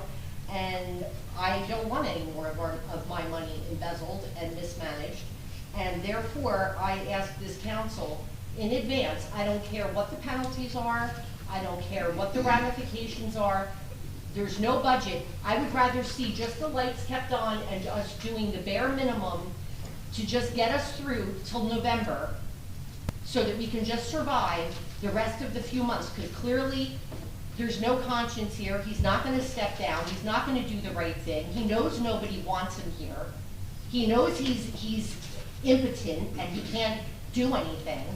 So really, we just have to, muddle through and limp through, and all these dumpster fires are being set, I submit, because what the gentleman who presented on the sewer situation made a very important point about referendums in this coming November for the election. And in order for us to change our government and to make sure that we don't wind up in this same situation again with the next mayor, is we need to figure out in advance and start really working and focusing on what kind of government that we are going to switch to, so that we don't have to deal with another strong mayor who thinks that he can like steamroll over this community and unaccounted just spend our money willy-nilly and behind the scenes with no answers by an acting BA. And I also would like to see this Kim Humphrey, whatever the QR, whatever she is, needs to go. We need to start we're being diverted. Our attention is being diverted, and all of these situations are intentionally being created in order to divert our attention from the really important things. And right now, we just need to manage to get through to November. And I don't really believe that not only should the budget not be passed in the future unless this council is given adequate time, but this bill list tonight should be voted no, regardless of what the consequences are. Because it shouldn't be, and if anybody wants to know why it's being voted no, it's because the people that are supposed to be here, and it's not like there's not advance notice, and we don't know that the people that are required to be here don't know that there's going to be questions. And I suggest that it's potentially that she can't do her job and she can't answer the questions, and she's afraid, or the mayor's afraid Ms. for Kepler, her. we really shouldn't talk about municipal employees in the context of performance. That's Well, really, that's my personal opinion. I'm paying her salary and I have a right to my opinion. And it's kind of rich of you to do that, to sit here and bang your gavel about how people should talk, because you don't talk to people the right way. You refer to your residents as minions and a lot of other derogatory terms. You're the one who's out of line. So it's kind of ironic that you're gonna stand here and lecture us about how we should be talking. thank you. Yes. Mary Action, East Fourth Avenue. Just Mayor, and I don't think you do this intentionally, but you do interrupt women speaking a lot. And by the way, that's not specific to you. There's been studies that men do that to women pretty regularly in corporate life in particular. So I would just ask respectfully to be aware of that and don't interrupt or try to shut down what some people are saying. Thank you. Thank you. Mayor, where is BJ? I'm not sure. So she just got up and left the meeting? I'm not sure what happened. Maybe she got a call. I don't know. Why don't you call her? Yes.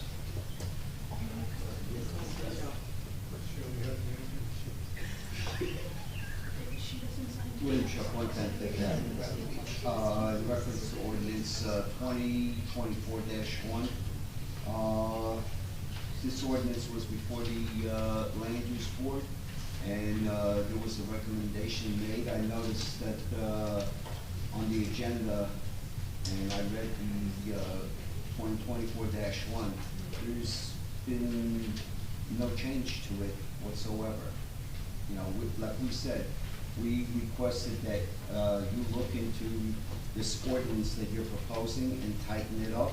There's a lot of loopholes in here.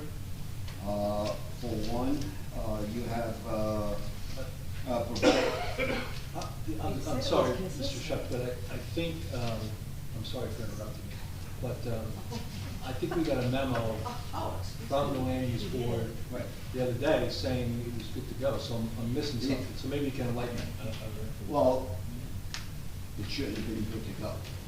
That's Because what was stated, in fact, I made that motion to what it should state, that yes, it is consistent with the master plan, but there are loopholes in here that the mayor and council should look into and tighten it up. Can I ask a question? Isn't this something that the state is requiring of Yes. us? No. It's not like the town could change. It's a recommendation. It's a recommendation, and the DCA has, what do you call it, modified that recommendation, and that was another thing that was brought up for you guys to look at. I mean, here's one right here. Provide opportunity non-residential use to supply EVSEs to their customers and employees. So now, what you're saying is, we're gonna put charging stations in a parking lot, let's say, Darcy's. Let's say him. And he's gonna put it for his employees. The parking lot is for customers, not Did you just say employees. customers and employees? Yeah. Okay, so if Darcy's got torn to the ground and a big apartment building got built there, that's what this is talking about, then there's a requirement to put electric vehicle charging stations there. And what you just read said, yeah, in addition to, I guess, people that live there, it would have to be available to the staff that work there and. Opportunity for non-residential. Okay, so if you're disputing that, sounds like your beef is with the state of New Jersey, not. No, because you could modify it. You don't have to go word for word. Read it carefully. It does say you could modify it. It's a recommendation. These are recommendations. That's just like. I didn't read this memo that you're talking about or that the mayor's talking about, so I don't, are you suggesting that we table this? Yeah, I would say so. Mr. Shuck, yet for the record, speaking for myself, I know nothing about the feedback that you're describing, so it was not shared, at least with me. I don't know if anyone else on the council received this feedback. What happens is we get a memo from, and unfortunately, we were both ill that day, so we weren't there.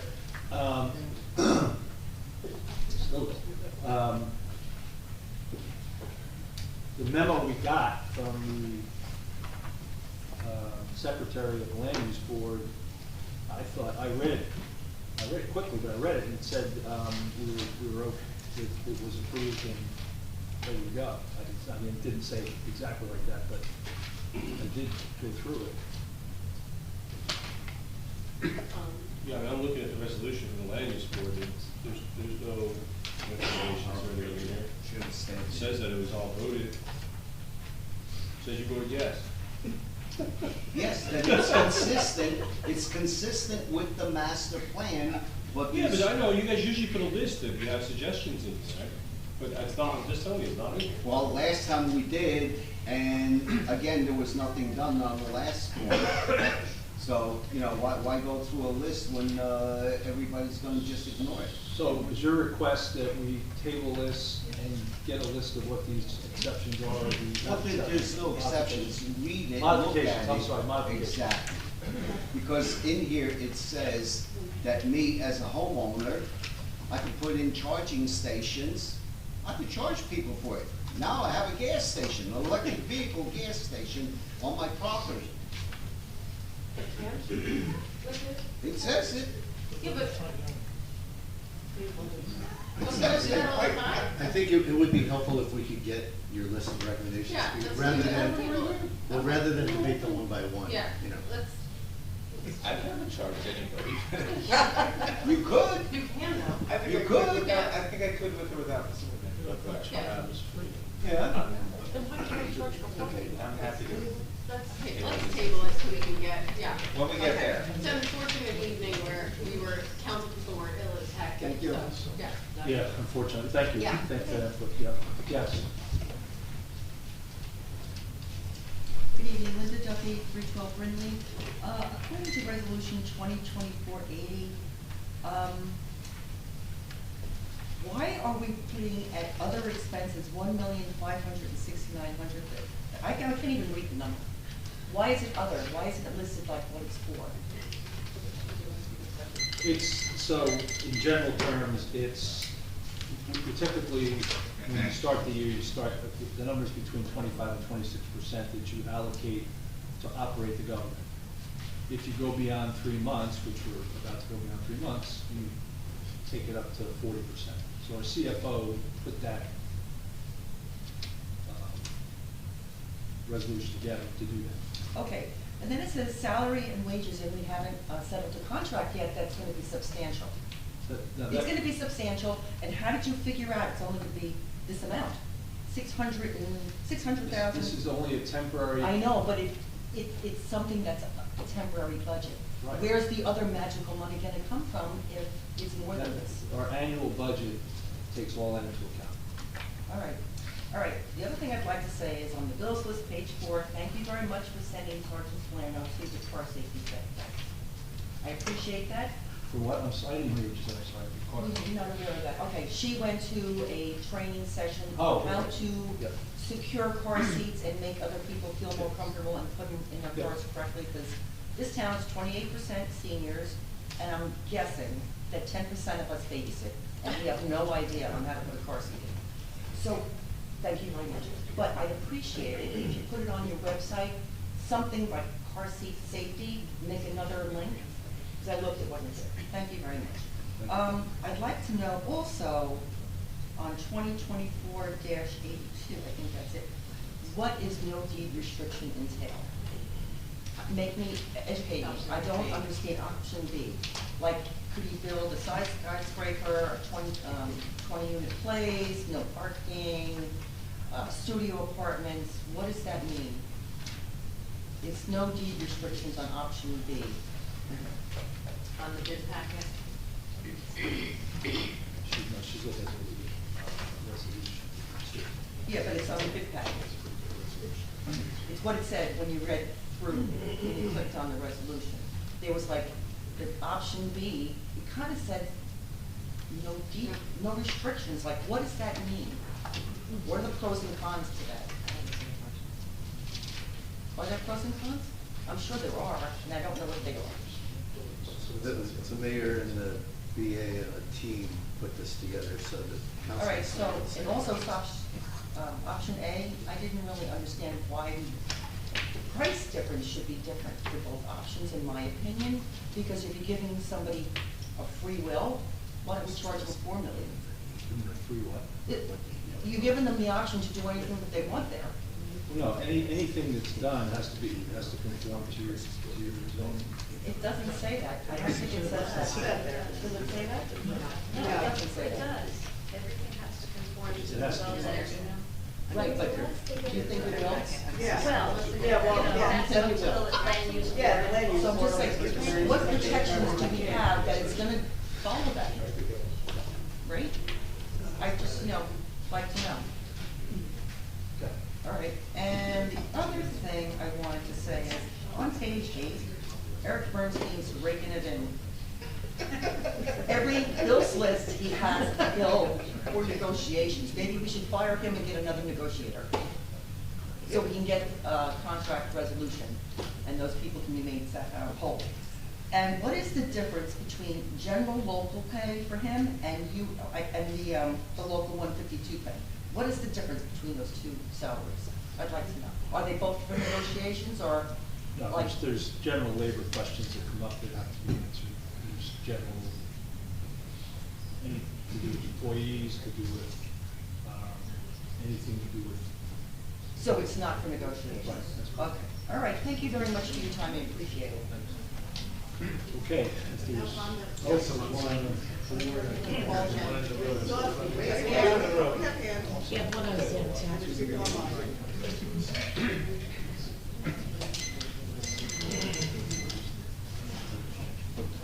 On the Champion 411.5 Lorraine Avenue.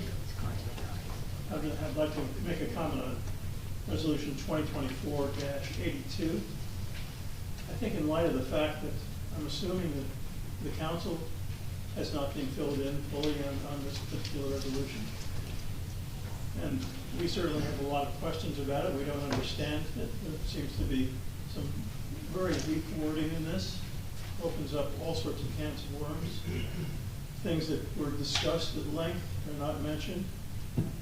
Things that were discussed and were areas of concern, such as affordable housing, are suddenly appearing again.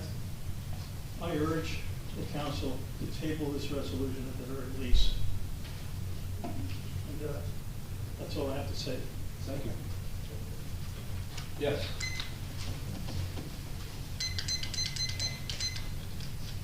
Dr. Tom McGuire, 610 Brinley Avenue.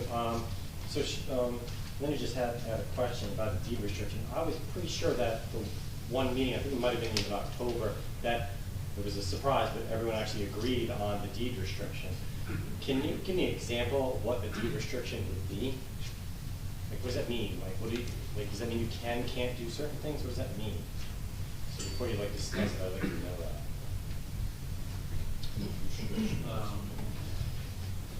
A deed restriction is something you build into a contract or a sale that says you can or can't do something. Like, for example, what would that mean? For example, because it's a single family zone, right? The R1, so doesn't that mean you can only build a single family home? Well, you're in an R1 zone, but you can still go to the land use board. Yeah. Oh, so There you go. So that's what it is. So that's what you want to. So the deed restriction would limit. So say if you want to build townhouses or something like that, that would you could put a deed restriction. Well, you're in an R1 zone to start with. That's not possible. You'd have to come back to the land use board with a request. Now, didn't you? I'm more than positive. Didn't you agree to put the deed restriction in there blanketed? Yes. Yep. What's the restriction you're talking about? Preliminary check. So we're talking about the sale of the church. So when you all discussed about the deed sale, restriction specific, what deed restriction? I don't know. That's what I'm asking. But you did all agree that you were Subdivision, we're talking about subdividing it into 4 yeah. conforming And then you lots. agreed that you would put a deed restriction so that certain things would not be made or something like that. But I'm more than positive you all agreed on it. So I don't understand why deed restriction is even an option to not have it. Why was that put in there? Well, I think it's in there to have 4 lots. But it's already in there, but isn't one option deed restriction, the other option is no deed restriction? We'll talk more about this. I know, Because there's a lot to cover. but I know you guys are gonna get to talk about it. Yeah. And I don't. You know But what I mean? this So is I'd like true. to talk about it Okay. now, so before you get to it, I have some understanding of what you're gonna be talking about. So just understand why, because it just feels like this is, I know it's not rushed, but I mean, obviously you didn't do anything with RFPs, those kind of fell through. So I feel like, It's a bid package, it's not an RFP. I know, but you told us you were working on RFPs for like 2 months, and that obviously didn't happen, so Yeah, but it's a it's bid. stalled for like 2 months, and now No, I no, feel it's stalled. I'm sorry. I said it feels, to me, it feels stalled, so it's my opinion. So it feels stalled, so I was just wondering, like, why that wording, why aren't we doing it? Is it gonna be like an auction? Like, are we gonna be able to auction it, or is it, that's what I don't understand, because it says it's like, at 2.7, is that for all 4 lots? Or are we subdividing each individual one for 2.7, each one is 2.7? All 4. So you can, it's all or none, you can only buy, you have to buy all 4 or none? All right, is there any way that we can change that? Because that's terrible. I think each lot should be sold individually. That would make more sense. I mean, that's just real estate 101 is, you get the most money by selling individually. You're only going to big name developers instead of someone like me. I might want to buy it, but I can't buy all 4 of them, but I might be able to buy one of them. And I feel that's reaching outside of the town and not inside. So if there's any way we can change that wording, because I don't know who did that wording. It does not read like Greg Cannon, is all I'm saying, because I know he did not write that. Greg, did you write that? I think so. It did not have Greg Cannon's writing on there. He has a very distinct writing style, and you can read his, and that was not Greg Cannon. I was informed that it was a team, and I was not part of the team. I wish I was, because I love land use board, and I love land use and real estate, and it's very interesting to me. I was informed it was Larry and the acting BA. So no lawyer wrote that? No, not that I was informed of. Is that normal? No. Don't we usually write, but, I mean, it looks like we were jargon, so like, I would, just being an average Joe Schmo here, I think that the ordinances are usually written by. I went through a legal review and it was Who reviewed it? What legal? I reviewed it. Oh, you reviewed it, but you didn't write it. Okay. If, this, I feel lost. Do we have somebody on board? Oh, we want to, I'll just be quick, then. I can wait for after I'm on. Yeah, we've had two. Yeah. Yeah, we should too. Fred Kaplan, 409 Brimley. Two quick things. Mr. Fox, I don't know what it says about your relationship with the acting VA that she walked out of here without even telling you. These are questions about it. What to do with. Yes, questions about Say it. whatever you want.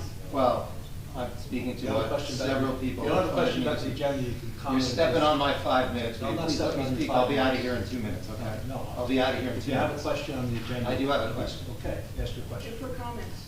Can you comment or speculate on why the acting VA walked out of here I and didn't cannot. even bother telling you why she left? I cannot, so it must have been some emergency. Okay. Next question. Hang on, got my 5 minutes. You seemed to suggest earlier, Mr. Fox, that a member of the public should not comment on the job performance of a public official. Can you cite the law or regulation that prohibits that sort of thing from happening? No, I can't cite the law, but I know that it is a, Mr. Cannon, can you comment on, from a perspective of? Well, let me put this another way. Mr. Fox. Well, let me try to answer the question. Okay. Speaking about. Mr. Cannon, can a member of the public make a comment on what they see as the job performance of a public official? Yes. Okay, there doesn't seem to be any doubt of that, right? No. Right. So, put another way, Mr. Fox, if I, once again, say that I think you're a terrible mayor and you should resign, do I face arrest, ticketing, summons? Can some legal action be taken against me? Any other questions on the agenda? Mr. Cannon, can I be arrested or ticketed or For what? for commenting on the mayor's job performance? Yeah, obviously. Okay, thank you. Thank you. Yeah. Cindy Kemp, 21840.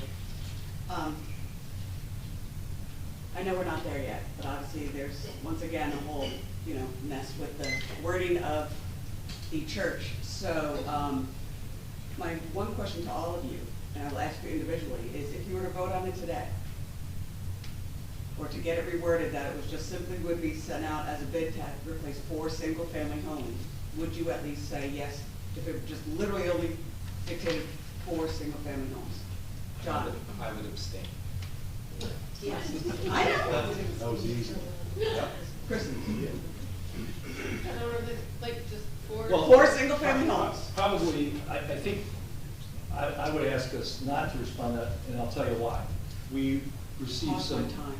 We received some new information in our executive session that would probably give us some pause that we have to relook at some elements of this as it relates to COA and affordable housing. And we will have an answer to that pretty quickly, but we don't have the answer tonight. So in regards to, now that you bring up COA, why has it been done in the past that we have not asked or dictated that 301 Main give their shared allotment of affordable housing, or why John Naples and his auto tech property is not required to have affordable? They are. So that's gonna be rectified. I'm not sure. So how many units are currently rented out of 301 Main? You're that talking are about affordable? 301 Main. Yeah. I'm sorry. 301 Main is a dining. Exactly, no, I know, his is auto tech, I'm saying 301 Main, it's a 301 Main, across from Darcy's, the largest apartment building. Why do they not have affordable? Why were they not given affordable housing requirements? We didn't have our ordinance in place when they got the funds to build. Is there anything that can be done retroactively to require anything of that nature? We're assessing that right now. Okay. Okay. All right, well then I'll wait for you guys to share that information, but until that, and until we have it absolutely worded perfectly so that there is no loophole, please vote no. And I also agree with everybody else, please don't vote through any more bills until we know what we're signing, because it's apparent that our mayor doesn't even know what he's signing. Thank you. I can't see it. Oh, I'm sorry, go ahead.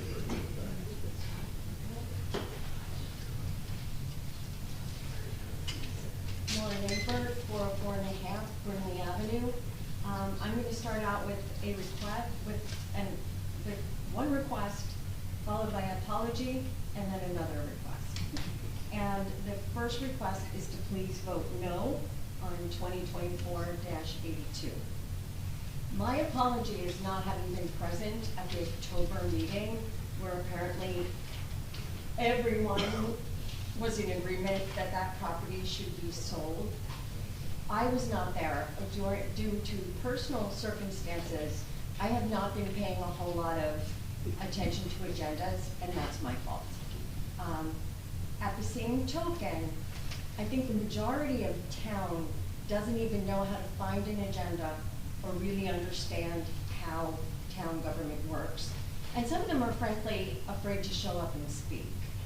So my next request would be to consider, for this governing body, to consider the fact that the town in general and the vast majority of its citizens have never answered more than one question with respect to 319 Lorraine Avenue. The only question they have ever answered, and they answered it on a survey and a referendum, was do you want to spend $10 million for a full-scale remodel for a full-service community center? That answer was a no. No one has ever asked the people of this town, do you want to knock the entire building down, or would you rather preserve a smaller footprint, knock down the gym, have town offices there, build parking there with sensitive landscaping to make it acceptable to the neighborhood? No one has ever facilitated some kind of real examination by the actual people in the town of what the inside of that building looks like, although there are people who have been in and out several times. So, and I've heard things around town like, couldn't we do something simpler? I really don't want to see it come down. I've heard other people say, I would rather see on that property a new community center. I've heard people say, I would like to see a park on that property. Now, when I saw this resolution and I saw that that was what was going up, or possibly going up, I thought, you know, are the neighbors even remotely aware of what's going to happen there? So my request of this governing body is to build in some kind of structured process to have a more nuanced and concrete idea of what the majority of people in this town and what the people in the area want, and to see that they're also well informed before something happens that then is irreversible.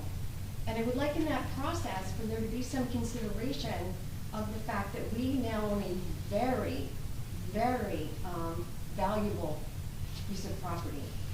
And we also have right there another thing on it in the actual historical part of that building, inspiring public space, which is not something that is ubiquitous in Bradley Beach.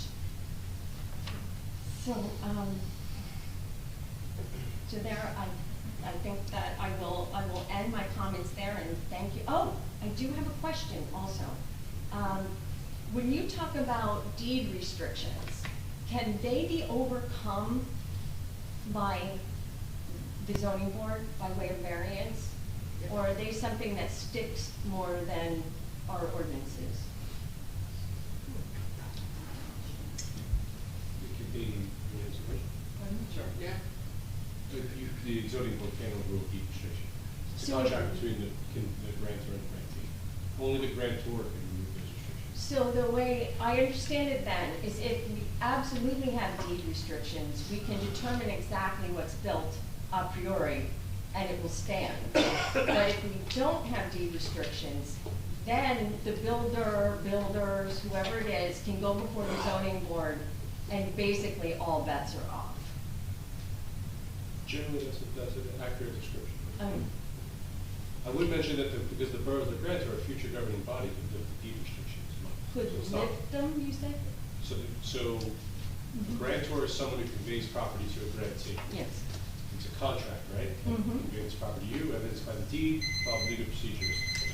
The grantor conveys title to the grantee with the deed restriction. Yes. It's a contract between those two entities.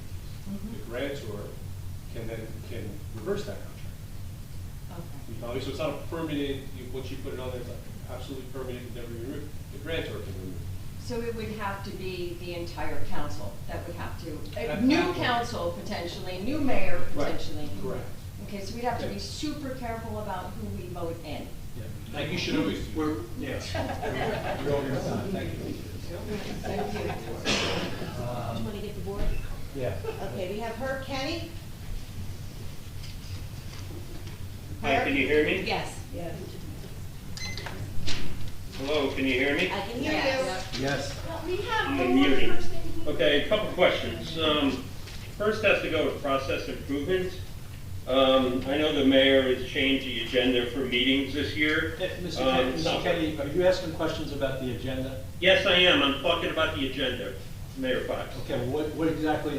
what Okay, I'm point- going to tell you right now, is there any way we can have an ordinance that executive meetings are at the end of the meeting instead of the beginning of the meeting? Yes. Okay, Yes. we've now had 2 executive meetings in the front of the meeting where you were abruptly left at the end of the last meeting with no explanation.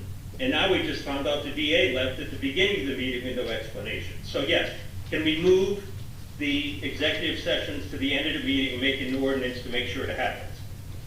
Is that okay, Mayor, with the agenda? No, it's not, because we have situations where we need to do it before the meeting. Generally, we do it at the end of the meeting. This was because we had a couple of legal people in from far away who had to drive in for our meeting, and we accommodated that. Okay, so you don't accommodate the residents, I get it.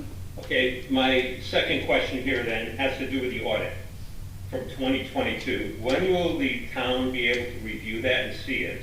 That's my first question. Second question, who actually developed and actually signed the audit? Tomorrow, if we sign off on this affidavit tonight, it's available.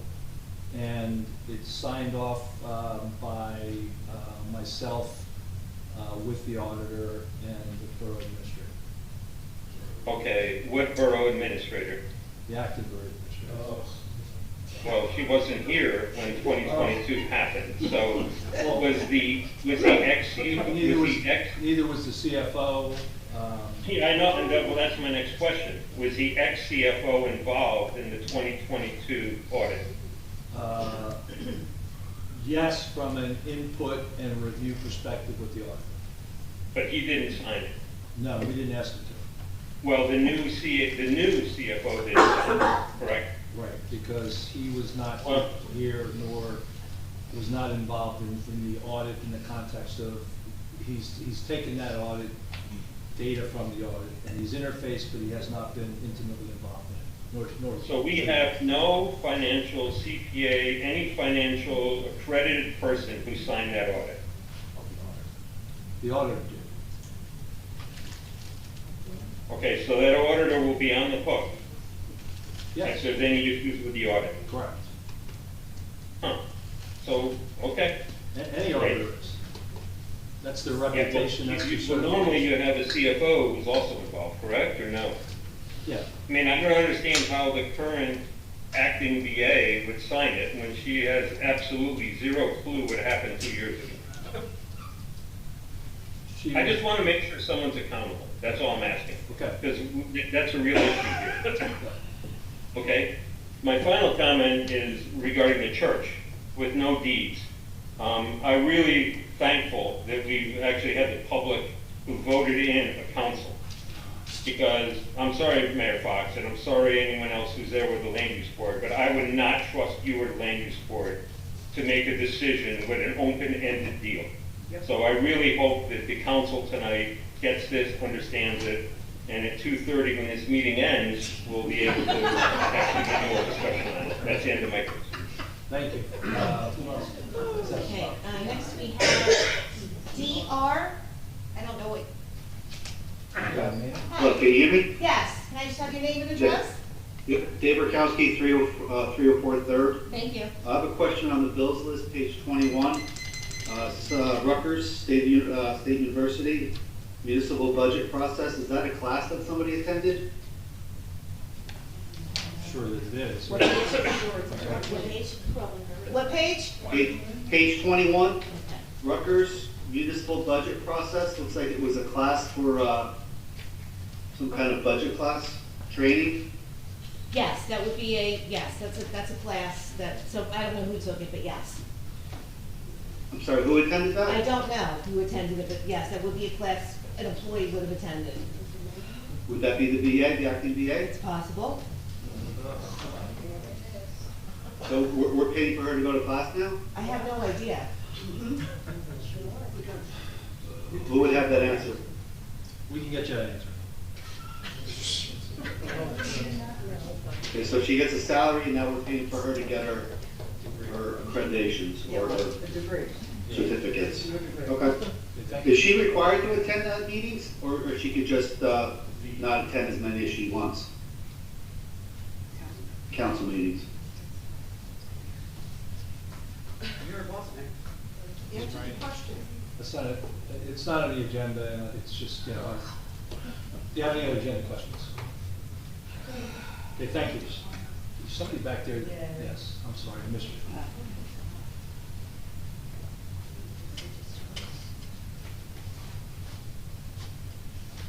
Good evening. I'd like to circle back to the discussion on. Sorry, name and address. Name and address. Can you hear me now? Yeah, just name and address is what we're looking for. State your name and your address. I'd like to circle back to the You need to state your name and address. Sorry, my name is Gail Osterman, and I'm at 402 Brindley. So I'd like to circle back to the discussion about the church property. This is public property. It's owned by the taxpayers of the borough. And to that end, I'd like to speak to the concept of preserving the public property for future generations. Since our government and our residents should be considered trustees of public property, public space. It's not just for today's generation, but it's for the future generations of Bradley Beach. Once public land is gone, it is highly unlikely in this borough that there will be many, if any, opportunities for public land to be available to us. And I think that we don't know what the needs are for the future. We can't even anticipate what they would be. But I think that we have a huge responsibility as guardians of public space, as trustees. That's not just the government officials, but it's all the taxpayers to consider that. And I would love to talk to you more about this concept, but I have had experience in other communities where they have sold a viable school building 15 years ago for $100,000, and now they have spent millions to expand their existing schools. That's one idea. Another, I'm in the education world, so that's what I'm focused on.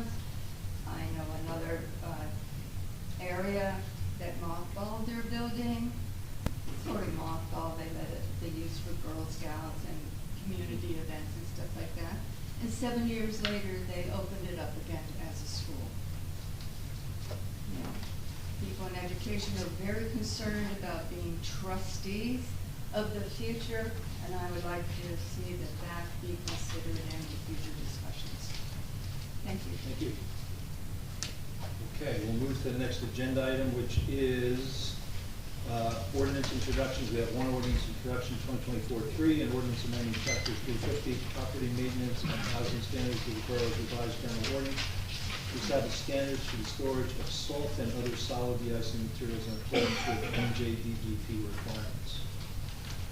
Make a motion to introduce this. Do we have any discussion on it? We just want to introduce. I guess, yeah, quick question, Mr. Cannon. This really is just standard language, again, mirroring the state? Is that Yes. correct? Thank you. Second. Ms. DeNoble? Yes. Mr. Gubatose? Yes. Ms. Mahoney? Yes. Mr. Weber? Yes. Mayor Fox? Yes. Okay, moving to adoptions, we have ordinance 2024-1. I'll make a motion. Make a Sorry. motion, it's okay, to table this, but require, he's gone, Yeah. Mr. Shuck to provide us, well, I can talk to Williams, I can talk to Mr. Mayor about providing us any modifications that we may have not heard of. Yeah. So I'll make a motion to table. Second. Ms. DeNoble? Yes. Mr. Gubatose? Yes. Ms. Mahoney? Yes. Mr. Weber? Yes. Mayor Fox? Yes, 2024-2, it's an ordinance amending chapter 396, stormwater management on the borough's revised general ordinance to adopt new regulations consistent with amendments to the New Jersey Department of Environmental Protection's stormwater management rules. This is an adoption, so we'll ask for any public comments on You have this. to make a motion to open the hearing. Oh, I'm sorry, make a motion to open the hearing. Second open the hearing. Second. Ms. DeNoble? Yes. Mr. Gubatose? Yes. Ms. Mahoney? Yes. Mr. Weber? Yes. Mayor Fox? Yes. Any questions on the ordinance? Okay, I'll make a motion to close the public comment, public hearing, and additionally make a motion to approve ordinance 2024-2. Second. Ms. DeNoble? Yes. Mr. Gubatose? Yes. Ms. Mahoney? Yes. Mr. Weber? Yes. Mayor Fox? Yes. Point of order, did we do it properly for the one before? You're tabling it, so, We did- okay, that's yeah, fine. yep, okay. Just double check. Yeah, it's okay.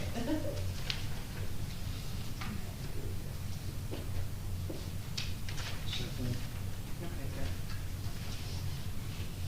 Okay, consent, excuse me, consent agenda resolutions. There are 5, the bill list for March 27, 2024, 2024-75, approval of the congregation,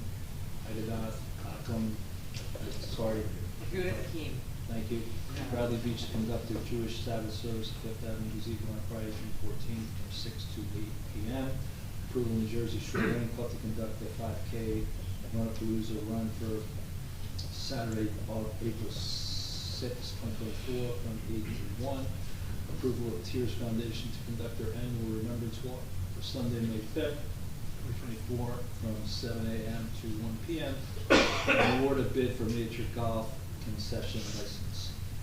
Make a motion to approve. Yes. Yeah, I'd like to have a little discussion on this because, well, I would like to vote the bill list out separately. But also, there's an issue that actually our clerk brought to my attention, and I think it's a significant issue for the borough to address, and that is the deposits, Erica. In our agenda planning meeting, I asked you about the $2,500 deposit for these events. Yes. And I don't know if our residents know this, but I'll lead by saying I did not know this. We do require $2,500 deposits, very definitely. Erica explained to me that it is not a deposit that we refund the balance unused. It's a deposit that is non-refundable. We keep it. I doubted that. I actually said, "Oh, Erica, that can't be," and she assured me it was. Actually went to the ordinances, and guess what, Erica, you were right. But most people, I think, I know for a fact, because I was talking to Paula Gavin about this for BBBCA, and Paula was of the assumption that it was a deposit that we held, and we, you know, that we would, if we needed $500 to cover DPW expense, they would write us a check for $500, keep the deposit ongoing for their events. So we're about to vote on these consent items, and I think 2 of them require the. Is that correct, Eric? No, only one of them. That's the Tears Foundation. Okay, so one of them. Yes. But I think, I can't speak for the rest of the council, but I'm thinking that we might want to amend our ordinance to make, to not necessarily bill people $2,500. So we are addressing that. Yeah, so do you want to hear how well, that's being worked right now, or? No. I'm sorry, okay. Yes, we do have, so the example you use is a good example. So if you get a $2,500 deposit, it's $500, does that mean we net $2,000? Well, that's not the intent of the ordinance. We're trying to work through transactionally the best way to do this, the legal way to do it.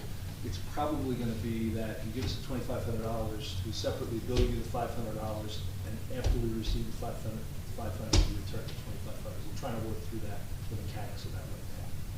Okay, good. So we're doing that independently because I thought we had to do that, so I'm glad to hear you're ahead of that. But for purposes of approving this, at least this one event, you know, right now the ordinance says they don't get that money back. Either one, do they know that, or 2? Yes, they do know that, and they also require services that are probably going to. Above that? Yes. Oh. All right. I wouldn't Okay. charge it otherwise. It's a mega. Okay, so as long as it's a mega event and it'll go Yeah. above that, and I know we can build it beyond, I just thought there was a refund issue. I wanted to highlight it. But otherwise, I do have a question on the bill list. Well, I want to make a statement and then have a question. I appreciate the residents who stood up here tonight and said, vote no on the bill list. And I understand frustrations you have. I probably share a lot of the same frustrations. I do not intend to vote no on the bill list tonight because I still feel an obligation to at least 95%, if not more, of the items on the bill list that we probably should be paying. So until I get some sort of better understanding of which items I can isolate and vote no on, you know, it's unlikely that you're gonna hear me at least vote no on the entire bill list. That said, I do have a very relatively minor question, but on, there's a Web International billing, I'm wondering if it's like a monthly maintenance fee, but it's on page 28. It's $333.33. And it's a small amount, except that if it's monthly, it, you know, it would annualize up to $4,000.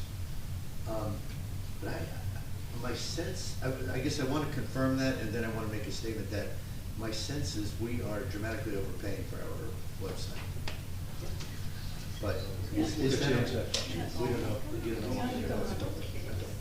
All right. So I'm not even gonna vote no on that one payment because it certainly wouldn't be fair to the vendor. But I do want to highlight to the rest of the world that I have a potential concern that we're overpaying for this service. Okay. That concludes my comments. So we can continue with the vote, I guess. Okay, so make a motion to approve the consent agenda. Okay. Mr. Noble? Wait, you wanna? Okay, he just moved the consent agenda and I seconded it, and I forgot that Al wanted the bill list voted on separately. Right. But I don't think that's necessary. Yeah, I don't think, unless someone else wants it, I'm not gonna line item anything on the bill list. Okay. Yes. Mr. Gubatese? Yes. Ms. Mahoney? Yes. Mr. Weber? Yes. Mayor Fox? Yes. Okay, individual resolutions approval to apply for a grant from New Jersey Department of Community Affairs, approximately $20,000 for improvements at Bradley Beach Recreation Center, previously tabled, 2/28/24. It was tabled because we just got some more time to find the proposal. Make a motion to approve 2024-54. Second. Mr. Noble? Yes. Mr. Gubatese? I have a question for the mayor. Mayor, if you know this, I don't know. I know that there's been back and forth conversation, and an email I recently received, all related to the potential for a dog park in that space where the greenhouse is. And I know there are people pros and cons. I don't want to debate the merits of it. I just am curious, would this grant, would any of it be available to that purpose? Should the council want to consider that further, or do you know? This grant would be, it's really geographic, it's for the recreation area, so anything's possible. There's people recommending some other things. It's a matter of getting the grant and then thinking about donations. Can we at least remove the greenhouse? Perhaps? Remove it, just get rid of the greenhouse. Well, as long as, That could be part of this grant as well. Yeah, I mean, that would, whatever we decide to do with the grant, I mean, that could be retrofitting it, could be removing it, it could be doing a number of things. We'd have to come up with the design.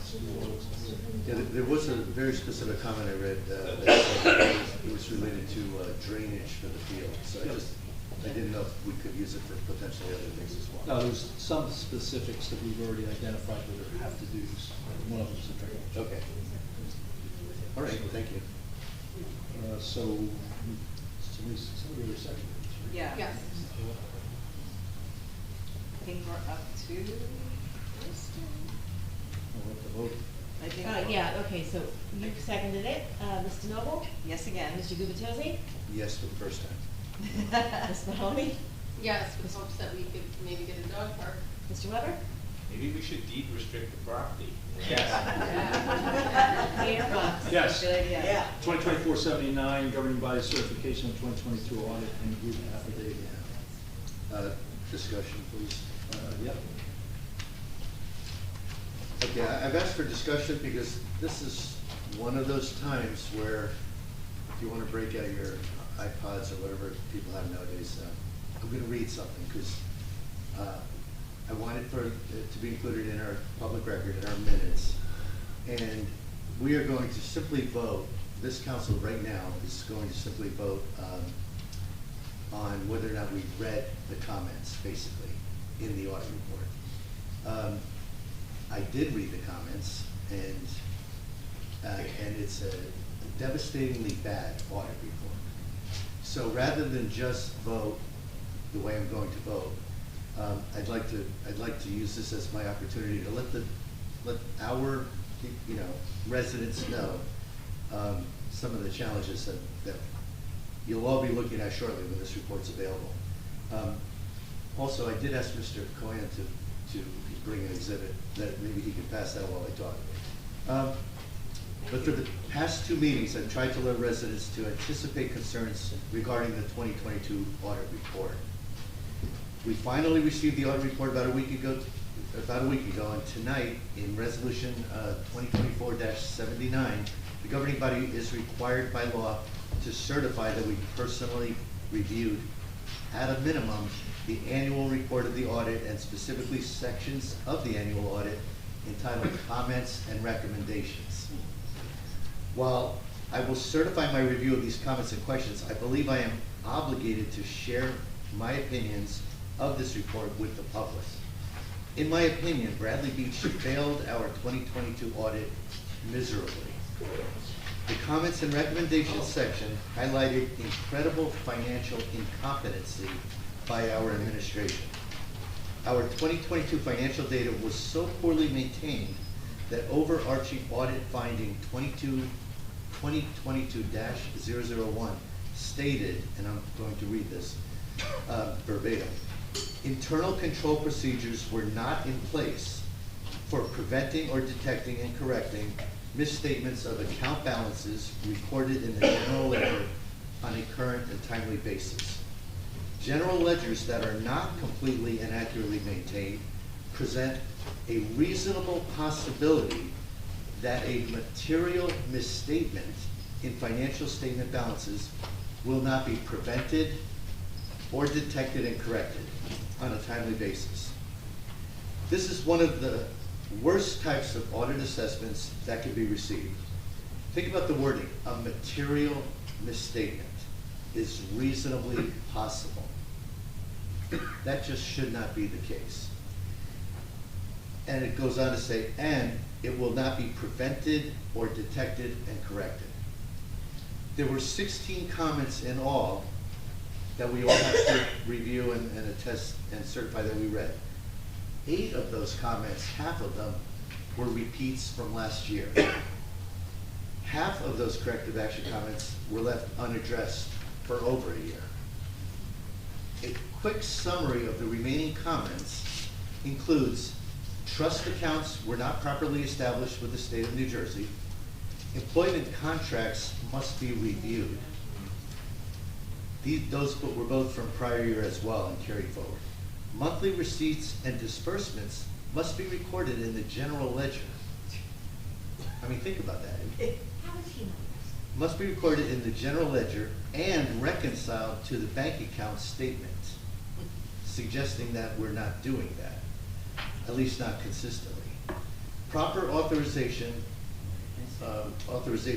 were not obtained for over expenditures of appropriations in the current fund and the beach utility operating fund. Bank reconciliations, someone asked this question earlier, who's doing the bank reconciliations? Bank reconciliations were not completed and accurately reconciled to the general ledger. A borough officer's certification was not consistently made on goods and services received. Bradley Beach is not in compliance with a state statute that requires a responsible individual to authorize and supervise the activities of the payroll service provider. To make matters worse, as of the year-end 2022, the auditor was unable to balance our cash on hand to the general ledger. Our actual cash was roughly $75,000 less than what our books reflected. Said another way, the auditor couldn't account for $75,000, and when you have access to the report, this is referred to as miscellaneous reimbursements in Exhibit A-4. Even more discouraging, and this is, a very serious concern of mine personally, even more discouraging, the auditor confirmed that in 2022, the borough did not pay ourselves back $1 million that we borrowed from our surplus. I did ask Mr. Cohen to pass out this exhibit because I'm going to make some quick references to it, but I went back 14 years, but 12 audit reports from back to 2010. And I'll just roughly talk everyone through this, but every year, as a matter of course, the borough borrows from our surplus, always with the intent to reimburse our surplus. In the summer of last year, so I'm talking June 2023, our mayor, our business administrator, and our CFO informed the council that $700,000 of this $1 million borrowing had been paid back to the borough. So the council was told that in the prior year, 2022, $700,000 of the $1 million had been paid back. And I was upset about that, and I think other council members might have been as well. But because we all thought we dipped into our surplus $300,000. How could the administration be so unaware of our 22 financial statement results 6 months after the 22 books should have been closed? And what I mean by that is they told us 6 months after the close of the year, $700,000 had been paid back. Now we're finding out $22,000 was paid back. Oh. Not $700,000. We did not pay back $1 million. Please note that the council relied upon these misstated amounts when negotiating with the mayor on the 2023 budget. I personally pushed very hard to find out what was the amount that we had replenished our surplus, because I thought that was at least a rule of thumb, a guideline, something I could use to estimate what the subsequent year, 2023, might be. So because what happens is every year we make that decision to borrow again. Well, we borrowed again in 2023, $1.1 million. And if I had known at that point that in the year just past, we had paid back none of it, I might have looked at that borrowing, and I would have looked at that borrowing very differently. So for those in attendance tonight, I did prepare this exhibit. I'm not going to spend a lot of time on it, but anyone who has it in hand, and for folks joining, joining by Zoom, I'm going to ask our clerk to include this in our minutes. But I went back to 2010, went to every single audit report, and pulled out exactly how much we borrowed each year and exactly how much we replenished. And in most years, out of 12 years that we looked at, 3 of them we did not get the full 100% replenished. In aggregate, on average, we replenished 134%. So even the 3 bad years were more than offset by the good years. As I said, we on average replenished 134%. The worst bad year we had, we replenished 77%. That was the worst of 3 bad years. 77%, 3/4 of the money we borrowed, we repaid. This year, we borrowed $988,000, we replenished 2%. So I cannot tell people, because I sit here and I know I'm this financial geek, and most people, your eyes roll back in your head when I start talking about anticipated surplus. But this was extremely disheartening. It should be for all of us. What a state of chaos and disarray our financial department was through the year 2022. That our auditor tells us we can't even reconcile bank accounts, and that we didn't even know that we could not replenish $1 million of our surplus. I don't know when the administration found out, but I found out about a week ago when this audit report was made available to me. So I will finish my comments on the audit. I will vote yes that I read those comments, but I just want to make sure the rest of the residents understand my concerns. Thank you. Thank you. So, make a motion to approve 2024-79. Mr. Noble? Yes. Mr. Gubatose? Yes. Ms. Mahoney? Yes. Mr. Weber? Yes. Mayor Fox? Yes. 2024-80, authorizing amendments to the temporary budget. Make a motion to approve 2024-80. Second. Mr. Noble? Okay. Yes. Mr. Gubatose? Yes. Ms. Mahoney? Yes. Mr. Weber? Yes. Mayor Fox? Yes. 2024-81, approval of a shared service agreement with Neptune in the city for summer camp.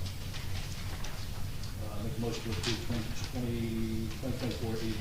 Yes, second. Mr. Noble? Yes. Mr. Gubatose? Yes. Ms. Mahoney? Yes. Mr. Weber? Yes. Mayor Fox? Yes. 2024-82, I'll make a motion to table this in that we can't go through some of the detail, but we received information in our executive session that would preclude us or have us have to take a relook. So I'll make a motion to table. Second. Mr. Noble? Yes. Mr. Gubatose? Before we vote, just want to make a couple of unscripted comments, but for everybody's benefit, I came here tonight with zero intention of voting yes on this, even before we had our executive session. This resolution was prepared in a vacuum without any input requested or received from the council. I sat here and I read an earlier prepared statement where I gave very specifically 4 criteria that I would need to vote yes on the ultimate disposition of this property. And it included deed restrictions, and it included that the borough would not do demolition ourselves. We would make sure that was part of the purchaser's obligation. Needless to say, when this bid package came to the council, it was just all over the place. It was back to fair share housing. There's no way I was going to sit here and vote to dedicate one lot, which more or less could be worth $500,000, could be worth $1 million. I don't know. I felt there would be other opportunities to pursue satisfying our obligation for fair share housing. in the session we had, executive session tonight, I think we've discovered that there probably are other opportunities. So this was premature, I think it was ill-conceived, and for all of you who stood up here tonight and said, please vote no, I wanted to tell you then that I had no intention of voting no, for the same reasons that you shared with us tonight. So, thank you. And I'll vote yes for tabling. Ms. Mahoney? Yes. Mr. Weber? I will also go off the script and abstain. Before I vote, I'd just like to say that Councilman Gubitosi, I think your comments are just a little bit off on this. Number one, this package went out on March 12th at 4:48. The memo in the package cited your 4 specific requirements that they were addressed. March 12th, today's March 27th. I did get feedback from one council person, Council President DeNoble, last Wednesday, and I've been attempting to answer her questions. So we developed a bid package and we expect feedback and input. You didn't open it through March 20th. You hadn't even opened the email. So I take a little bit of exception to the fact that you say that you weren't notified on this. It was 8 days went by that you didn't even open the email. So let's not misinform people and say we just came today on March 27th, the package said approve it. This went out on March 12th, and the reason it went out on March 12th was, that as we asked, please review, etc. We gave it to the borough attorney. The borough attorney last Friday said this meets all the legal requirements. I don't want to get into a long, drawn-out argument because I think between now and next week we're going to be able to work through a couple of the issues on here. But I will vote yes on the table. Thank you, Mr. Mayor. I'd like to make a comment back. In fact, as you accused me of misinforming people and that my comments were inappropriately shared, I have a prepared statement that I was not going to read until now. But on March 12th, I received an email from our business administrator, and it stated there are 4 Councilman Gubitosi requirements, as I understand them. 1, the governing body should approve a subdivision plan and have it processed before the land use board prior to sale. That is accurate. 2, the governing body should approve the requirements in detail to pre-qualify potential developers. That is also accurate. 3, not in favor of the borough, this is a summary, not in favor of the borough managing the demolition of the buildings. I was absolutely adamant about that. And 4, a public auction opposed to a RFP process. I wanted a public auction, not an RFP process. So, Mr. Mayor, you're right. My comments were addressed by the business administrator. Then, the business administrator said in her note, I have been able to satisfy these requests to varying degrees. And then she said, the email continues, I am unsure how to address the first, second, and third requirements. So when you say these things to the public, please know what you're talking about. I know what I'm talking about, Councilman. You don't? Yeah, I do. And the point is that you lied to these people, and it's. Please don't say that. That's very inappropriate. You just said my comments were addressed. How is that honest? How is that accurate? What I'm telling you is, on March 12th, you had every opportunity to come forward and say, well, let's work through number 1, 2, 3, 4. This is why. There were reasons why those things had. Ms. DeNoble told me I didn't have to open it. For those of you who tracked when I opened my email. Are you represented by Council President DeNoble? Yeah, I'm hoping she applies for her law degree next. So she's very good. But my point is, she told me what was in the email, and I'm like, this is When did she unbelievable. tell you Here what we she- go when again. did she tell you I don't what she- recall. It's I didn't irrelevant. write it No, down. it is relevant. This No, is so no, It is relevant. so She what's told- relevant is that you Let's move on. put together a packet with a Let's move team on. that nobody knows that exists, You say we have to have affordable housing, I already solved that, we don't have to have it. I don't think we've solved anything yet. Okay, well, I made a very good suggestion, but I would have loved to have been part of this team that created this packet. I have land use experience, we've all been on the land use board or the planning board at one point or another. The opening bid amount is ridiculous, it has to be reassessed because it's way too low. The two options, there should be one option. The artifacts, what's going on with them, we don't know. There's just so many questions that weren't answered. I sent many emails and I CC'd everybody, so they were in the loop, even if they did or did not read it. But I printed it out and shared it with Councilman Gubitosi, so that's another way to read it without opening. And it's amazing to me that you know. That would be on the 20th, right? It's again irrelevant, but I did a lot of research before I'm not saying you Don't didn't. interrupt. Yeah, let her speak. Okay. You gotta let her speak. I don't know what you're asking me. I looked at the packet, Yeah, I was not included, it took me 5 months to get the packet, so it took me a week to really digest it and come up with a lot of questions that I had, and which I still have, and we're tabling this because this packet was just unacceptable. No, we're tabling And again, it. I wasn't included in this. Council President, we're tabling it because we have some information that we have to distill through. And who brought that to your attention? Councilwoman James and I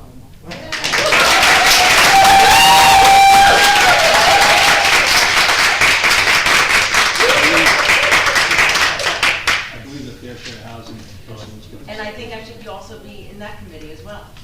Thank you. Okay, thank you. There's no announcements, so Mayor and Council reports. We'll start with Councilman Weber. Sure thing. I have a very, very big announcement, everybody. You know that really huge lottery ticket that was sold in Emerson? Yeah. It wasn't me. Yeah. I know you were hoping that it was me, but it wasn't. It could solve a lot of problems. It could solve a lot of problems. I'm going to read the fire and first aid report. First aid report for the operational period ending on March 27th, 2024. That's today. Squad responded to 7 day calls, 3 night calls for a total of 10 calls. 7 were for medical, 3 were for fire. The squad conducted 1 drill for the safety and educational membership. There were no out-of-town mutual aid requests, and the squad requested no mutual aid assistance in that period.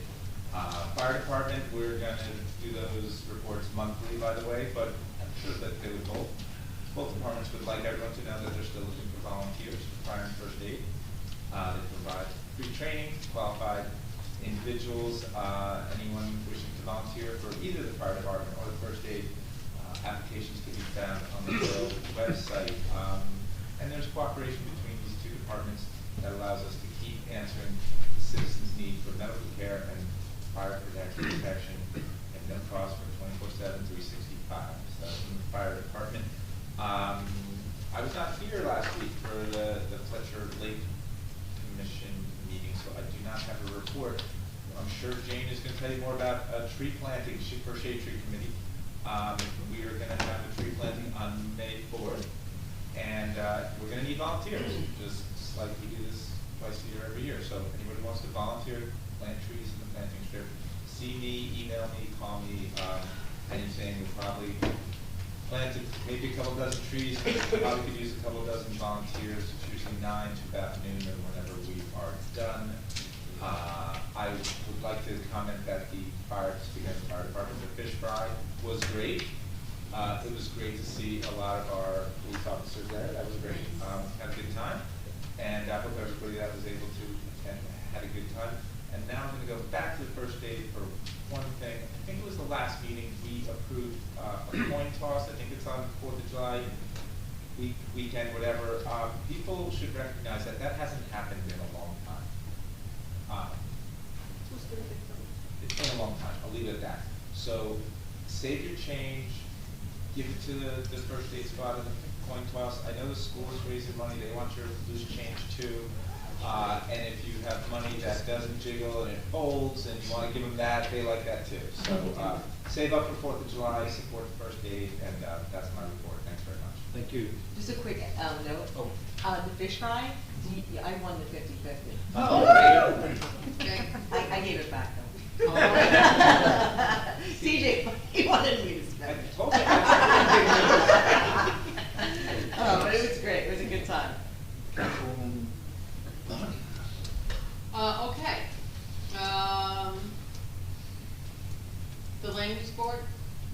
met on March 21st. 3 applications came before the land use board. The first was for 302 Park Place Avenue to extend a driveway, add a second story on an existing structure, construct a garage and an outdoor shower, and that was approved 6-3 with 4 variances. 900 Ocean Avenue saw a use variance for a bed and breakfast to change it to a single-family home due to a fire and replace the lost garage apartment with the driveway. The application was pushed to May 16th meeting for more testimony. Finally, 27.5 Pacific Avenue applied to enclose an area under an existing garage. The changes required 2 bulk variances and a use variance. The application was carried into May 16th meeting for more testimony. The next time they will meet is April 18th at 6:30. I just have a couple of other comments. We received the 2022 audit, and in this meeting, we're asked to certify that we received the audit and we've read the comments and recommendations. With that said, I didn't check with Councilman Gubitosi before I wrote my comments, so I'm a little repetitive. Not only did the audit find 15 internal control and compliance matters, 16 depending on how you count them, but 8 of those issues were from 2021. Shockingly, the 2021 audit only mentioned 8 internal control and compliance matters. This means no corrective action was taken on those 8 items between 2021 and 2022. And 7 more control and compliance items were identified. The audit report found a material weakness in our internal control over financial reporting by failing to maintain accurate general ledgers for all funds on a current and timely basis. The borough's response to this material deficiency was agreement with the finding and that it would enhance its internal controls to ensure the maintenance of complete and accurate general ledgers for all funds. But the question remains, how are they going to do this? These same issues with the general ledger were cited in the 2021 audit and never ameliorated. This is not progress, and the residents suffer. On to the 2024 budget. I optimistically and perhaps naively joined this council with the goal of getting the budget process started early and running smoothly. I wanted transparency, accountability, and clear reporting. This is what I was good at in my past life on Wall Street. Though municipal budgets are a different beast in some ways, deadlines are an immutable task. March 27th, only 6 p.m. as I wrote this, and we still have no preliminary budget. On top of that, when I first sat down with this administration in October, we had talked about delivering clear quarterly numbers for each borough fund showing actual costs and percentages versus the budget. I am hopeful that I can see the 2023 actual versus budget at the end of March. As for the budget itself, I have no idea. It's not for lack of trying on the part of this council.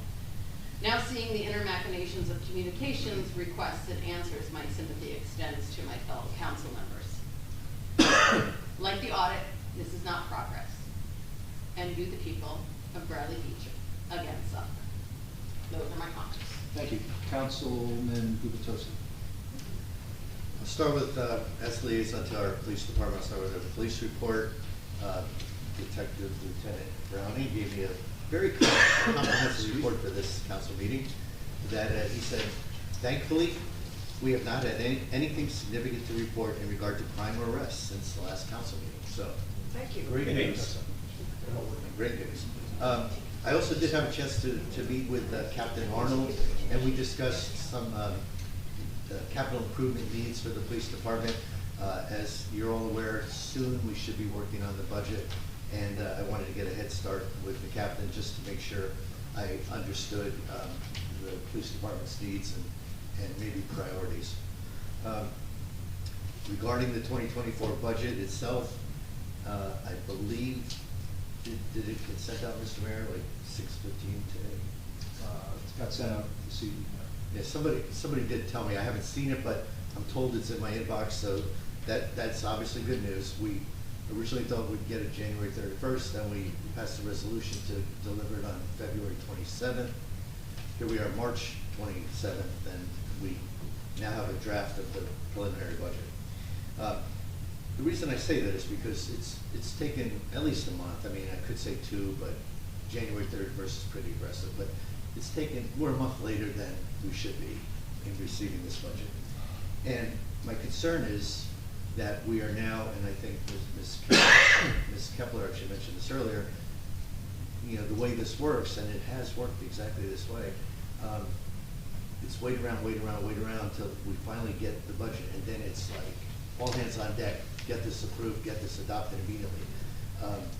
And it's just not going to work that way this year. We've tried repeatedly to work collaboratively. If we can work collaboratively this year, great. But speaking only for myself, I am not approving any budget until I am very comfortable that it is as accurate as I can determine it to be. Now realizing that even the numbers I was working with last year were not very reliable. I'm the liaison for the Sylvan Lake Commission, and the Sylvan Lake Commission members reached out to Mayor Fox just a few days ago to express concerns about the critical status of the flume on the east end of Sylvan Lake. And they noted that the flume was broken and that water was rapidly draining from Sylvan Lake, endangering the fish and the fowl and causing an odor. Mayor Fox responded very quickly that the work is proceeding this week, and commission members have relayed to me that they're very happy to have gotten such a quick response from the mayor. I've got to make a quick comment about Local 152. We talked about this a little while back. A number of our union members joined us at a council meeting and expressed concerns. I had a longer statement to read. I'm not going to read it, but I will say it's been 15 months. I don't understand why so little progress has been made. The council has requested repeatedly for us. Keep in mind, we ultimately have to approve any contract that's negotiated. We've requested repeatedly to have a voice at the table. Any one of us, just have a voice at this table, because we get feedback from our own employees that our negotiating team is quote unquote not being reasonable. I don't know if that's true. I'm not accusing our negotiating team of any wrongdoing or poor negotiating, but I just don't know if it's true. And if they're saying that, why not allow one other council member to join these negotiations? You know, folks said at the last meeting, somebody referenced some of the invoices, the bill list invoices for negotiations by our attorneys. Somebody said at one of the last meetings that we're coming close and may even exceed paying legal bills that are greater than what we would negotiate as a merit increase for our employees. I mean, I think, I don't know this, but I think the total salaries for this group might be around $1.5 million. A 3% increase would be $45,000. A 4% increase, you know, you guys do the math. But if that's the kind of magnitude we're talking about of a merit pay increase, it seems silly to me that we're paying our lawyers $40,000 and more and counting. So I just had to say, it makes no sense to me that the council is not allowed to participate to some degree. Just to give another perspective here, I'm just openly asking the mayor to share with the council the union's most recent proposal to allow us to sit in executive session, because we haven't seen it, to allow us to sit in executive session with the labor attorney, with the business administrator, with the resident volunteer who's negotiating, and explain to us where we stand.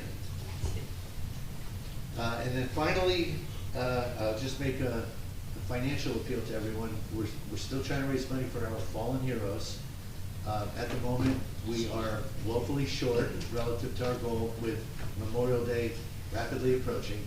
And again, our fallen heroes, I'm referencing the people whose lives were lost in combat, in the armed services, who were from Bradley Beach. We have 19 that are already recognized on monuments around town, one more that we will be adding this year.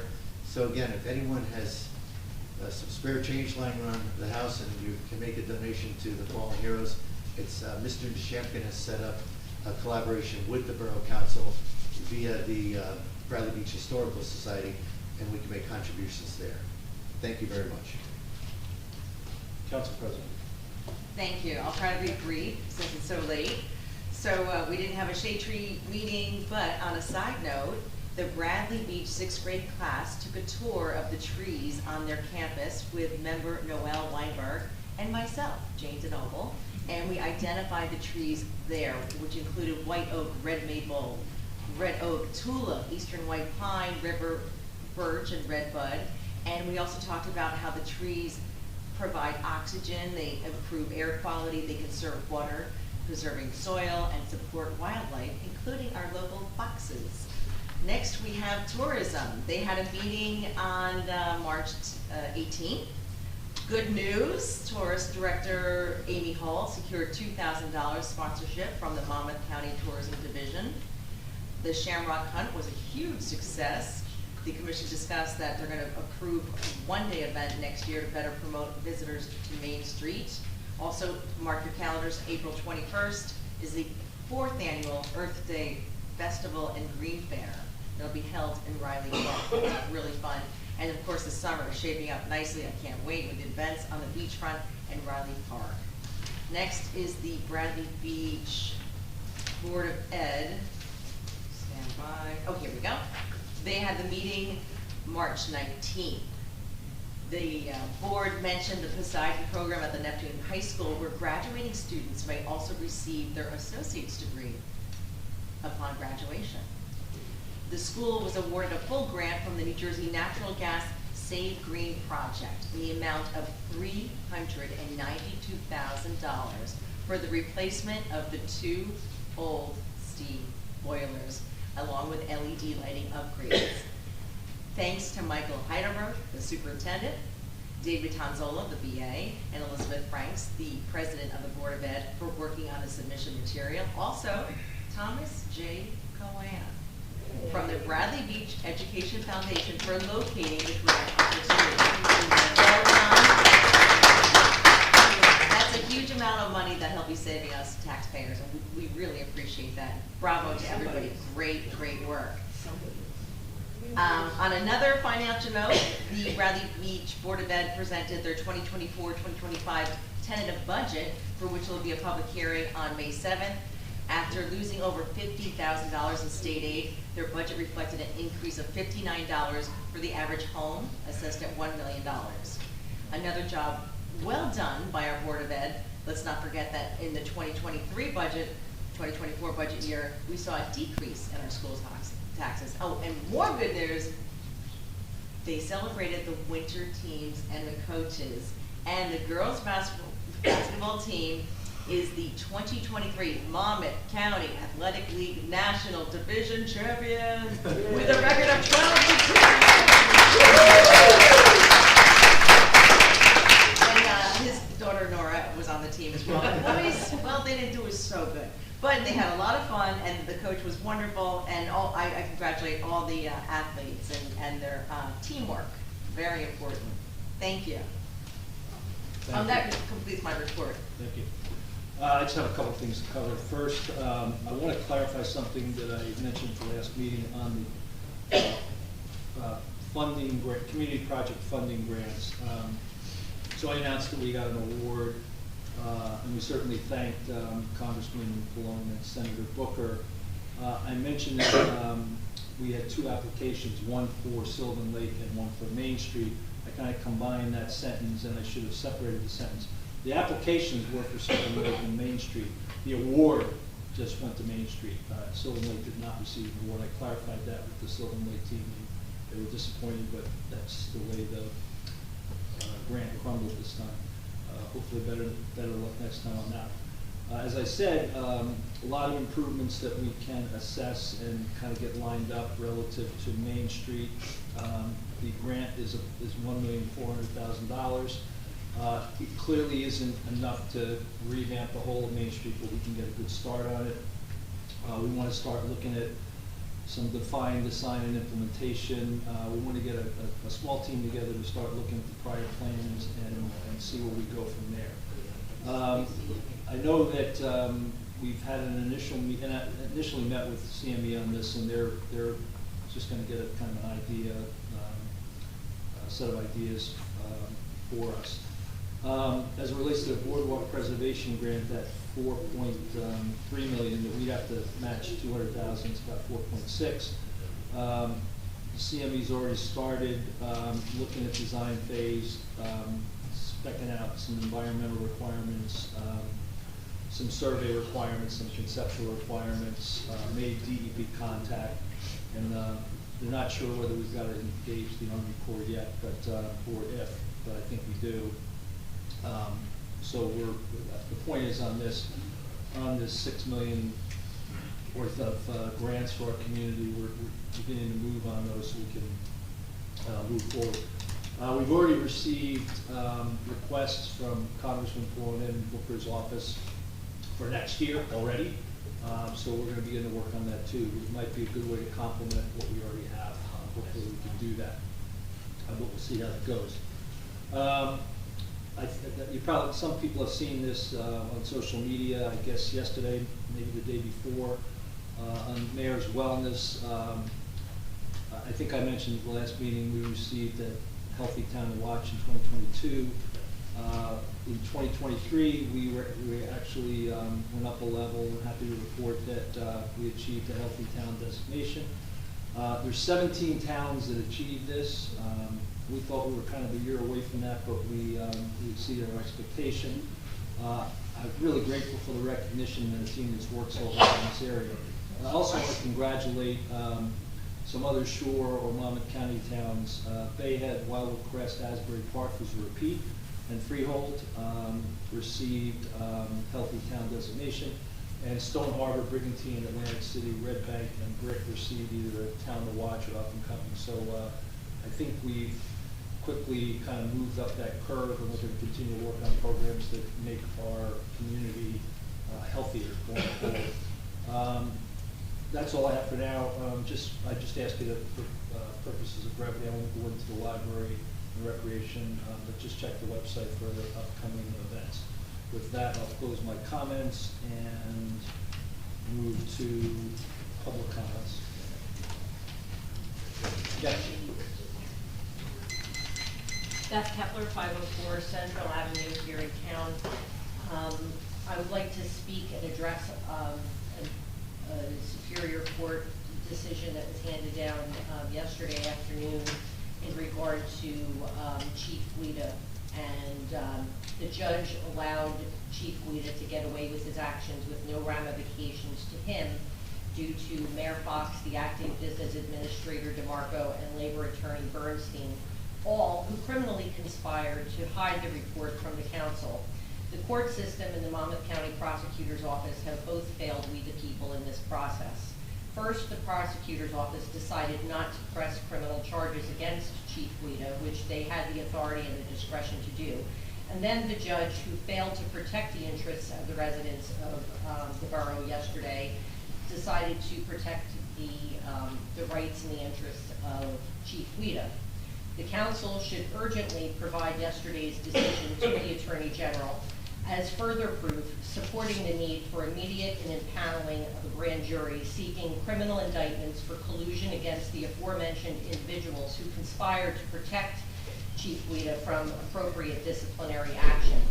The residents and the borough of Bradley Beach have been damaged by these individuals' actions, Fox, DeMarco, and Bernstein, in this matter specifically and other additional situations, collectively and severally, and each of these individuals should be held accountable by way of some kind of a lawsuit or indictment, and consideration by the borough to sue these individuals personally, being that I did receive, thank you for your response to my Oprah request in regard to, I asked for a copy of the individual fidelity performance and surety bond, a liability policy held personally by Mayor Larry Fox since January 5th of 2021. as is required, and I was informed that there are no responsive records for this part of my request. And I did receive your oath of office, so therefore that means that you are personally liable for damages. Now, because of the fact that the council is not able to take appropriate disciplinary action due to the withholding and the hiding of the report, because Mayor Fox is saying that the council, which we have an ordinance, and usually ordinances, when they're broken, which are considered laws, people are arrested. I'm not sure why our police are not acting on, if I were to break an ordinance, I'd be arrested. So Mayor Fox subverted our ordinance, and he did not provide the report to the council, which we have an ordinance that says he was supposed to. However, he's trying to justify that he didn't provide it to you because he was still working with the prosecutor's office. But somehow, acting Borough Administrator DeMarco and Labor Attorney Bernstein, they somehow were special and they were able to have access to that information. And as a result of the fact that the council was not able to act as would have been their right to take disciplinary action, such as demoting, there would have been, now there will not be, a public municipal trial for the actions of Chief Guida, and disciplinary action which could have included demotion or some kind of financial remuneration for his actions, will not be allowed to take place now, which is considered damages against us, we the people, because now he will be able to move forward with his retirement and going before the pension board without any kind of penalty or demotion. Like he would not, now he'll be retiring as a chief, as opposed to maybe he could have been demoted down to patrolman and retired at a patrolman salary. So there is a financial, not just a moral and ethical issue in hand here. And the mayor would hide that and then misrepresent the circumstances under which, and the timing and how he received the report and the actions that he took to keep it from the council, which is there's an existing ordinance.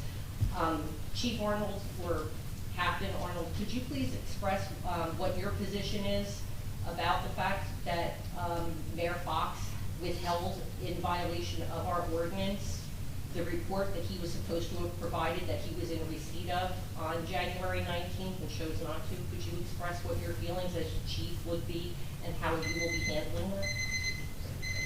Thank you for those comments. Thank you. Thank you. Okay. Keep that in mind, that Captain Arnold will not comment. He can't comment. He can't comment. Hi, John Ross, 107 Second Avenue. I have been working back and forth with lining the driveways or the street for parking towards the beach, which is, in the first house, and I have a 2-car garage with a 1-car apron cut. Very challenging for homeowners and for the beach goers. I didn't believe after 20 years there was going to be any resolution to it, except when I see the first block from Main Street on 2nd Avenue and the first block on 3rd Avenue, all lined with parking and delineated driveways. Also, North Avenue is completely lined with first block parking and driveways, all the way down to Main Street driveway delineations. I was working, I thought, with Mayor Fox, and I thought that he said he was thinking that it was going to happen, but he would also like the parking delineated. But I haven't heard anything, and I first called the road department because I thought, well, they're the ones that do the yellow lines. They're probably the ones that line the driveways. So they can't make that decision? No, and they said they can't. And then they said, no, the police department makes it. So I called the police department, and I think I talked to a Sergeant Sullivan. No, Arnold, maybe? He's captain. Captain, okay, well, captain. And he said to me, well, if I do it for you, I have to do it for everybody. But as I say, I think that ship sailed because you did it for somebody. And that's all I have to say. I've been, a homeowner here for 30 years. The home that I built is 20 years old, and I've been going through this for 20 years. This is the latest picture of somebody in my driveway who the police they give a ticket to, but they won't take them out, they won't tow them. And then I'm held in my house from 6 o'clock in the morning until almost 2 o'clock in the afternoon, until somebody decides to move, and then they curse me up and down that, you know, I should get an effing ticket every effing day of my life because they got a ticket, and they're in my driveway and I can't pull out. And that's all, thank you. May I have your number of your home again? Yes, 107. Okay, thank you. Yeah. It's the first house towards the ocean. Thank you. Yes.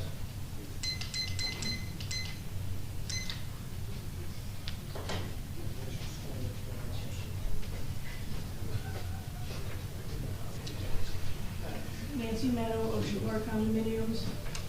I want to, first of all, do my little public service announcement, which is that our next meeting is April 10th. Your next meeting is April 10th.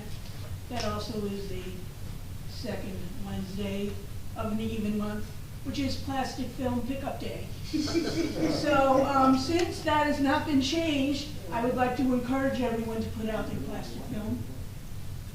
I want to reiterate what I learned this evening, because it got a little confusing with names and people being thrown around, that the mayor stated that he and the CFO are who signs the checks. So quite honestly, that really doesn't concern Ms. DeMarco, because it is those two people's responsibility. And I don't know why we can't know who does what job, but I'll just put it right out here. Yes, we are spending $300 a month for that disgusting, useless website. And it would be better if our employees did the job properly. And I don't know how it is again, I actually got on a mailing list for the mayor's newsletter. Do any of you think I want to receive that? Who put me on it? That's the last thing I want to see in my inbox. And then it went on and on about our food pantry and our volunteers. They are not ours. They are their own business. And if you're going to do that for them, and I say this to you all the time, then do it for every other business in this municipality. How dare you be that biased? And especially with our money. I still don't know the difference between commission and department. But I do know when I click on things like Borough Hall, I don't know where to look for something on the list because there's no order. Maybe it's the teacher in me, you do things alphabetically. I don't know. But again, it is an employee who does this. So do not stand there and sit there and tell us we cannot talk about the incompetence of the employees unless it is you who tell them, do not be organized, do not be accurate, take liberties. It's one or the other. And we, since we're paying for it, I think it is extraordinarily unjust. I also failed to say, regarding the whole electric charging station thing, which I really did want a while ago, until it got blown out of proportion, plans of grandioseness and blocking people's parking spaces in front of their house. This new law thing is not needed right away. We don't have to comply right away. Technology will make leaps and bounds in the next 10 years on all of that. That whole thing doesn't just need to be tabled, it needs to be put away for another 8 years. I also don't understand why we are spending money on a QPA, and then yet this bid package on the church thing was done by the acting BA and the mayor. It just is mind-boggling on every level how we continue to waste money, how people who don't know enough involve themselves in things they shouldn't be involved in, how people who don't know the direction we want to go into, we don't want that grandiose plan for Main Street. That's not what we want. How many years are we going to have it presented, pay for a second presentation, or a presentation? No, thank you. It's not what we want. And to have the same people be consulted is shortchanging the other residents of the town. and that's it, because I'm gonna go and dig out my recycling. Thank you. I still have time, my thing didn't go off. I never said I'm done. Gave that impression. Well, maybe it's your interpretation, so, definitely is. And your arrogance and your offense and the comments you make to the public. You need to be the one to monitor yourself and your comments and state the facts. Yeah, I was telling you, while you're getting up, I'd just like to say that our municipal employees work hard every day and do a good job, and it's unfortunate that people sometimes they don't. Yes. Ed Dion, 205 Evergreen Avenue. I'm sorry, I didn't hear. Ed Dion, 205 Evergreen Avenue. Comment and a question. Given our audit issues that we're starting to hear about now, I don't understand how we approve the bill list without someone here to answer questions. Should we, here's my question, should we have a process in place to ensure questions are answered prior to approval? You're putting the council and yourself in a very difficult spot right now by approving these bills. And again, with our audit, and I know things are sometimes a little different, but it's all money and all kind of comes together. So I ask the question again, should we have a process in place to ensure questions are answered prior to approval? Yeah, I took your comments down and I'll certainly talk to you. Thank you. Thank you. Yes.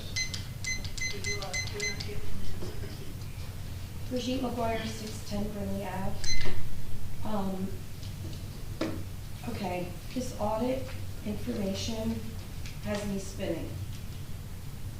I'm going to remind everyone that I came up here last year discussing the replenishment of the anticipated surplus for 2022 during the budget season last year.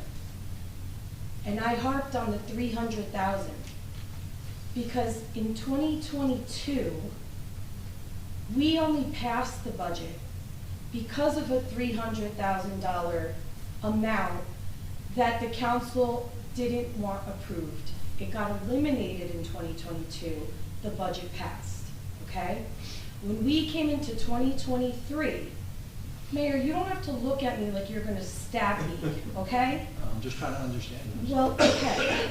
So we came into 2023, and I kept mentioning this 300,000 because I found it to be very much of a coincidence that the budget got approved without this 300,000 that had been in payroll, and so it got removed because it was too much of a raise, and it's the only way the budget was going to get approved in 2022.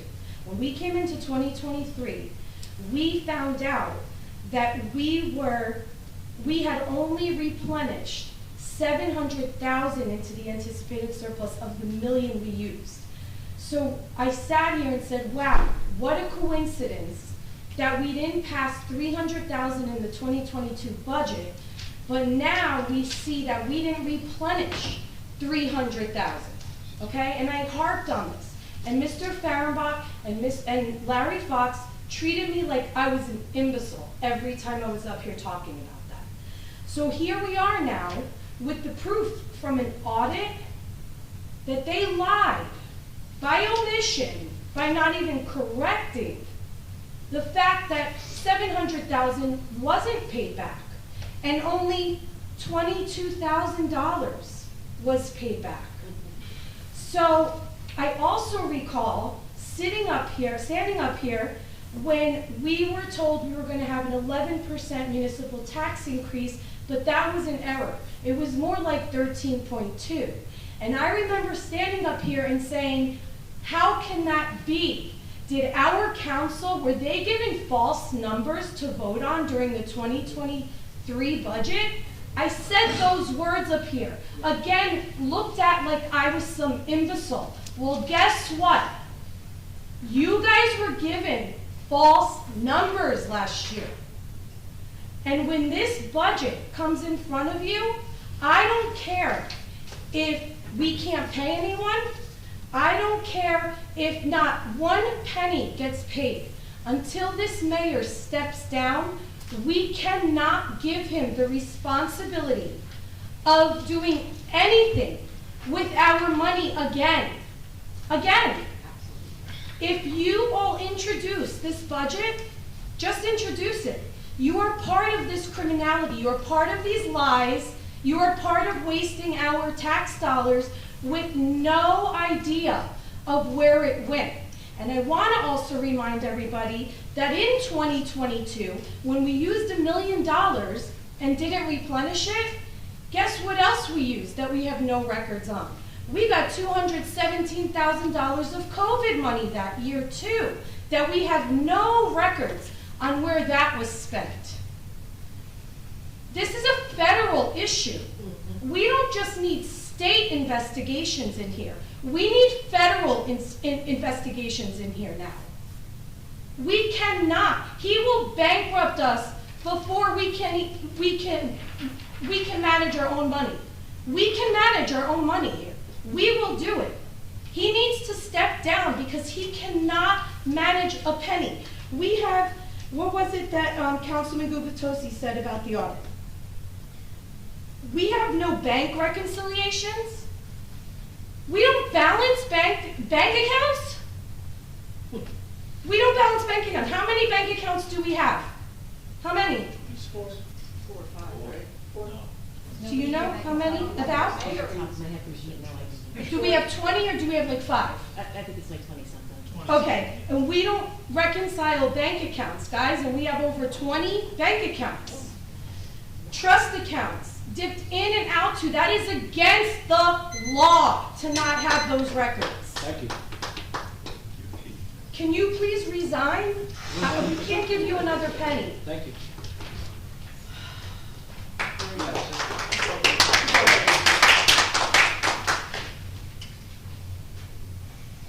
Thomas J. Cohen, 612 3rd Avenue. Mayor, you said we have a healthy town designation? Is that what you said? Yes, we do, but it's not a financial healthy town designation. I did want to say that, Mr. Cannon, I mean, I think everyone should call the DCA tomorrow and use this New Jersey Statute 52:27BB-51, which calls into question the officer of the municipality who shall keep accounts and perform the duties in accordance with the recommendations of the DCA. This report should go to the DCA, and that person should forfeit their office. That's what the statute says. Again, if you need it, 52:27BB-51. I feel bad for Mr. Ross. I've been requesting street striping on Main Street for 10 years. So I'm hoping that Mr. Ross can get his striping, but that the $1.4 million that's set aside for Main Street can be used for striping. Ladder crosswalks where there's no signalized intersections. And, I mean, it just has to be done. It's just silly at this point. But also, I wanted to clarify, I got approval from this council to purchase 2 benches for my building at 401 Main Street. And I'm working with the BBBCA and the council to determine what that's going to be. So now that we got this grant, I'm not one to spend money twice. So I don't want to have to spend money on these benches and then have the benches not match whatever's going on Main Street. So is there anyone who can give me some direction on that? Because I don't want to drop a couple grand and find out I got to change them out. Maybe we could use benches that you choose as standard bench on Main Street. Bradley Beach doesn't use anything that I choose, Mr. We could choose to do that. We could choose to have a committee. I would love maybe to a be, council member on on that there. committee, you know? Okay. I'm just so happy You're that the invited. Bradley Beach Education Foundation was willing to take in the refugee that I am, because I wasn't accepted on any other committees. Thank you. Thank you very I much know for your you're input. the shade tree. Yes.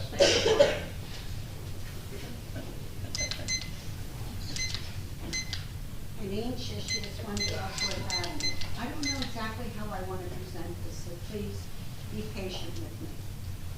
I found it absolutely amazing that everybody congratulated the fact that the school got a new heating system. And it was done by a group of people who did it out of the goodness of their heart and for the sole purpose of the benefit of the school. I did not hear the mayor say thank you. I don't understand it, how you find it so difficult to thank human beings with no agenda who work very, very hard to make our town better, and you don't have the courtesy to acknowledge them and say thank you. I find that very disturbing. And I'm going to give you my bill list, so questions, so maybe I will get these answered. And please make sure Ms. DeMarco gets a copy. Okay, thank you. Yes.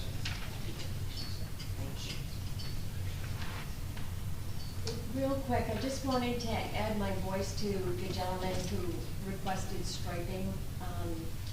Just give me your name and address. I'm sorry, Lauren Egbert, 404 and a half Brindley Avenue. I don't know now if the budget will allow for it, but I would love to see striping throughout the town, and certainly on Brindley Avenue, on my street. There are people that take their half out of the middle in order to preserve a parking space for somebody, and it really cuts down on the amount of parking that we have on the road. So, and also I think, that I'm not sure how happy people were about the striping that was done on North, was it? Yeah, and they are asking, why here and not other places? And I was thinking, why there and not on my street? So please consider the possibility of striping throughout the town. Thank you. Yes. Linda Duffy, 312 Brindley. I'd like to thank Councilman Petersosi for providing us with this information. It must have taken a long time to do this. Does the audit compare what we budgeted for something and what we actually spent on something? I don't understand how the audit works. I'm just asking. I mean, it's a 200-page document. It's really, really thick. And I'm sure. It's got budget is, another word in our vernacular is appropriation. So what we think we're going to spend is appropriation. And what we spent. And what we spend is expenses, and it gives us both. So Okay. it's in there. So does it tell us where we went over? I mean, obviously, we spent too much money, way too much money. So which areas do we have to concentrate on minimizing the expenses? What we're going to spend? It's basically in there, but it's very complex. I've had it for about a week, and I haven't even delved into the details, but it'll take a little while for me, and I presume. No, I'm not asking you to No, but I'm saying rush through it. it's I gonna just take a want to while. know if that information is available to us, because for you to get a budget, maybe our budget can't be as, large as it is for certain departments, and we have to really tighten our belts, because this is really unacceptable. Thank you very much. Thank you. Yes. I'll try to be quick. Dr. Alvar, 610 Brindley Avenue. Whoever changed the form for us to fill out for the mercantile license, I appreciate it. Thank you so much for changing it. It's much easier to read. That says if you have a professional license, you don't have to pay for it. So thank you, whoever did that. I also had a concern that the mayor is not concerned. It seems that only Councilman Gubitosi, I'm sure everyone is, but Mayor Fox is more concerned about the mayor's wellness campaign and our Zoom meetings that 5 people attend. When you're spending our money and you can't reconcile, you're not concerned about that. You don't tell us like everyone, hey, I'm going to act as the mayor. People of Bradley Beach, I'm very sorry that the audit came back this way. We're going to do our best to reconcile, make it better. We want to make Bradley Beach a great town. I'm sorry the audit happened this way, but we're going to do better. We're going to make that money spend and show you how we spend it. That's awesome, right? Wouldn't have been so great to hear that, and I would have felt good. We all would have felt good. but obviously you have no concern. You made more of a diatribe about the mayor's wellness campaign than the audit, which I can't believe you did that. And the last thing was, I know there was not a thank you given, and I understand why there was no thank you given. I mean, courtesy would be, you buy someone a drink, they say, thanks, have a great night. I purchased the mayor's drinks, and I got no thank you. So please don't anyone expect a thank you or a I'm sorry anymore. From this point until November, there will be no thank yous, I'm sorries, just don't expect them, they're not gonna happen. It's just not the way he operates, and that should, I'm not done. Did I stop? Okay, I'm sorry, I thought you were done. No, you do this all the time. I get it's late, but you suck at that. You have no timing whatsoever. You just assume, I get it's late. I mean, the BA knows it's late. She left very, very early. Is there any way that we can make her stay here? This stinks. I wanted to ask her, hey, did you take a class at Rutgers University that I had no idea about? Or was that someone else? Erica didn't take it. Who took that class? I'd love to know that. That she's taking a class to try to do her job. That's like me going to an anatomy class while I'm already a doctor. It doesn't work that way. You kind of have to take that beforehand. So that's really scary. So thanks very much. Thank you. There's one on the board, I cannot read the name. I get it. Ray Castellano. Ray Castellano. Mr. Castellano? Mr. Castellano? Can you hear me? I can hear you. Okay, great, thanks. Can you just give me your address? I'm very, oh, sorry, 604 Bradley Boulevard. Thank you. I'm really intrigued about this budget. Can somebody inform me, how many line items is this budget? How big is it?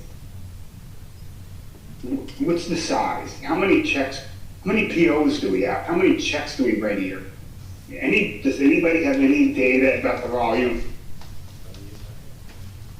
I know there used to be an Excel spreadsheet with 800 account line items, but I have no idea how many checks we write. Okay, so I'll just throw this out there. In companies, when they can't figure out what to do, they outsource it. Because they realize they don't have the resources, they don't have the town, they don't have the continuity between people as they turn over. And you know what they basically do is they say, we're gonna pay somebody to do this. We obviously don't have procedures. We don't know what commitments we make. We can't keep track of our expenses. And it's probably gonna take a lot of resources to do. And a lot of people, because it doesn't seem like we have the basic people infrastructure in place to do it. Otherwise, we would be doing a lot better on all the things I've heard of. So I would just say, rather than looking at outsourcing, you know, the water pipes, we should be looking at outsourcing somebody that take care of our budget, pay it as a bill every year, and solve the problem that way. Thank you for listening. Thank you. Okay, I'll make a motion to adjourn. Second. All in favor? Hey, yeah, whatever I need, just gave you, did she give you? I heard everything about it.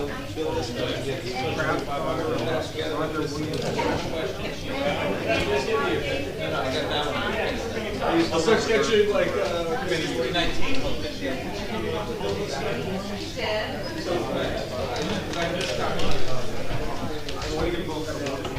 I think she has it. I don't have to do that.